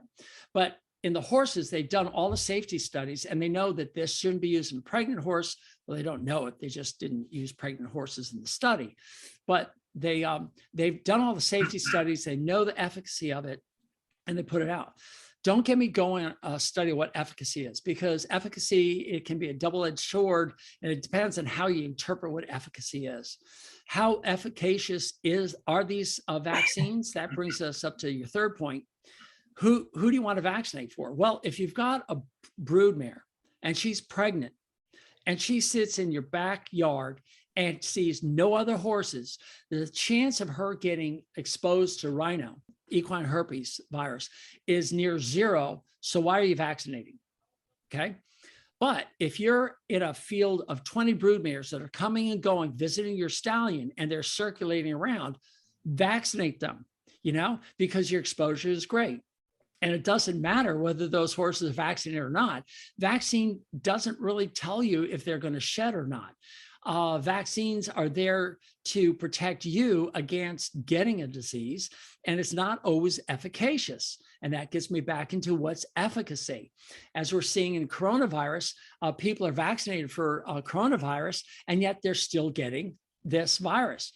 Well, what's interesting about respiratory viruses, such as herpes virus, influenza, or coronavirus, is they are so adaptable that they can change. So every year they have to come out with a different strain. So you have to keep vaccinating for this new and improved. It's like getting new software for your computer to mount its attacks, prevention against viral attacks of your computer. They're constantly changing. Whereas tetanus doesn't change, rabies doesn't change. These diseases that come in and kill you, they're not adapting. They're going to kill you. Protect yourself against them. So how often you vaccinate for depends on how open or closed your herd is. If you've got a closed herd, meaning no horses come and go on your property, or if they do, your core group of horses are way off in the upper corner of your fields, like, 10 acres away, and they have no transmitting, you've got 50 yards or more between the two. Now you're doing okay. Those are quarantined. If you have horses that are coming and going from the show, when you bring them back from the show, you put them over in this corner and they stay quarantined in that barn, and they're taken care of for 2 weeks.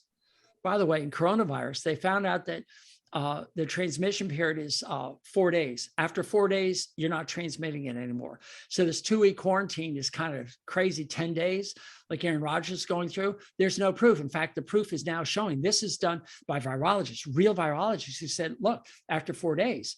That's why those members of the coronavirus that are sick in the hospitals are going ventilators, they're not finding coronavirus in them. It's gone. The damage is long lasting.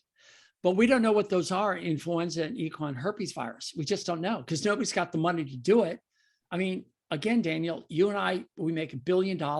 Let's get together and do some of these studies. How long does do these things need to go for? Yeah. Pay the bills first and take care of the family. What's left over, we'll take care of our horses, enough right? left over. Yeah. Although inflation is going up, we might need to make it 2 or 3 billion before long. The last time they had $1 billion payoff, I bought a ticket and I announced to all my clients who were willing to listen. I said, I know what I'm doing with my $1 billion. And they said, what? I'm going to make a pill that fixes stupid. They said, you're never going to make a pill that fixes stupid. Are you aware there's research on that? The Dr. Watson, I think, of Watson and Crick is actually trying to come up with a vaccine for stupidity. Interesting. I'd like to take a look at some of the stuff he's come up with. But anyway, it's the man's a genius. It's hard to just discount. But anyway. Yeah. All right. Well, that's about all that I've got. We've talked almost 2 hours here. I certainly I appreciate hate to tell you, 3 hours. 3. Oh, heck. We started 8 and it's 11. Dadgum. Okay. Time flies, huh? I Well, guess we got a part A, part B, part C on this one. I think so. I apologize for taking up all of your Saturday morning. That wasn't my intention, but it was definitely a fun discussion for me, and I hope the same for you. Everybody, I would definitely direct you towards Dr. Tucker's podcast, The Horse's Advocate. He's also got a website that is a membership type website and a Facebook group too, I believe, where you can approach him. With a ton of free content, Mhm. ton of free content. All my podcasts are free. All my articles are free. If you are a geeky, Get over to the detail-oriented kind of horseadvocate.com. person, obviously he has a wealth of information, and he genuinely has the horse's best interest at heart. Kind of like me, he's not sponsored by anybody. There's no financial dog in the fight to direct you anywhere or anything like that. It's just what he believes and what he knows, and I think he knows quite a bit. He's definitely an outside the box critical thinker, which I appreciate a lot myself. I couldn't recommend him any more highly. So go check him out. There is a cost. There is a cost to you listeners. For the 1 or 2 of you who are actually listening to us. For the membership. The cost is to pass this on. We talk about a lot of things here that a lot of people could get some good information out of. If you're a veterinarian, listen to it and challenge me. Challenge both of us. Go to Daniel and say, well, I don't agree with this. And let's get some discussion going. This isn't I'm right, you're wrong.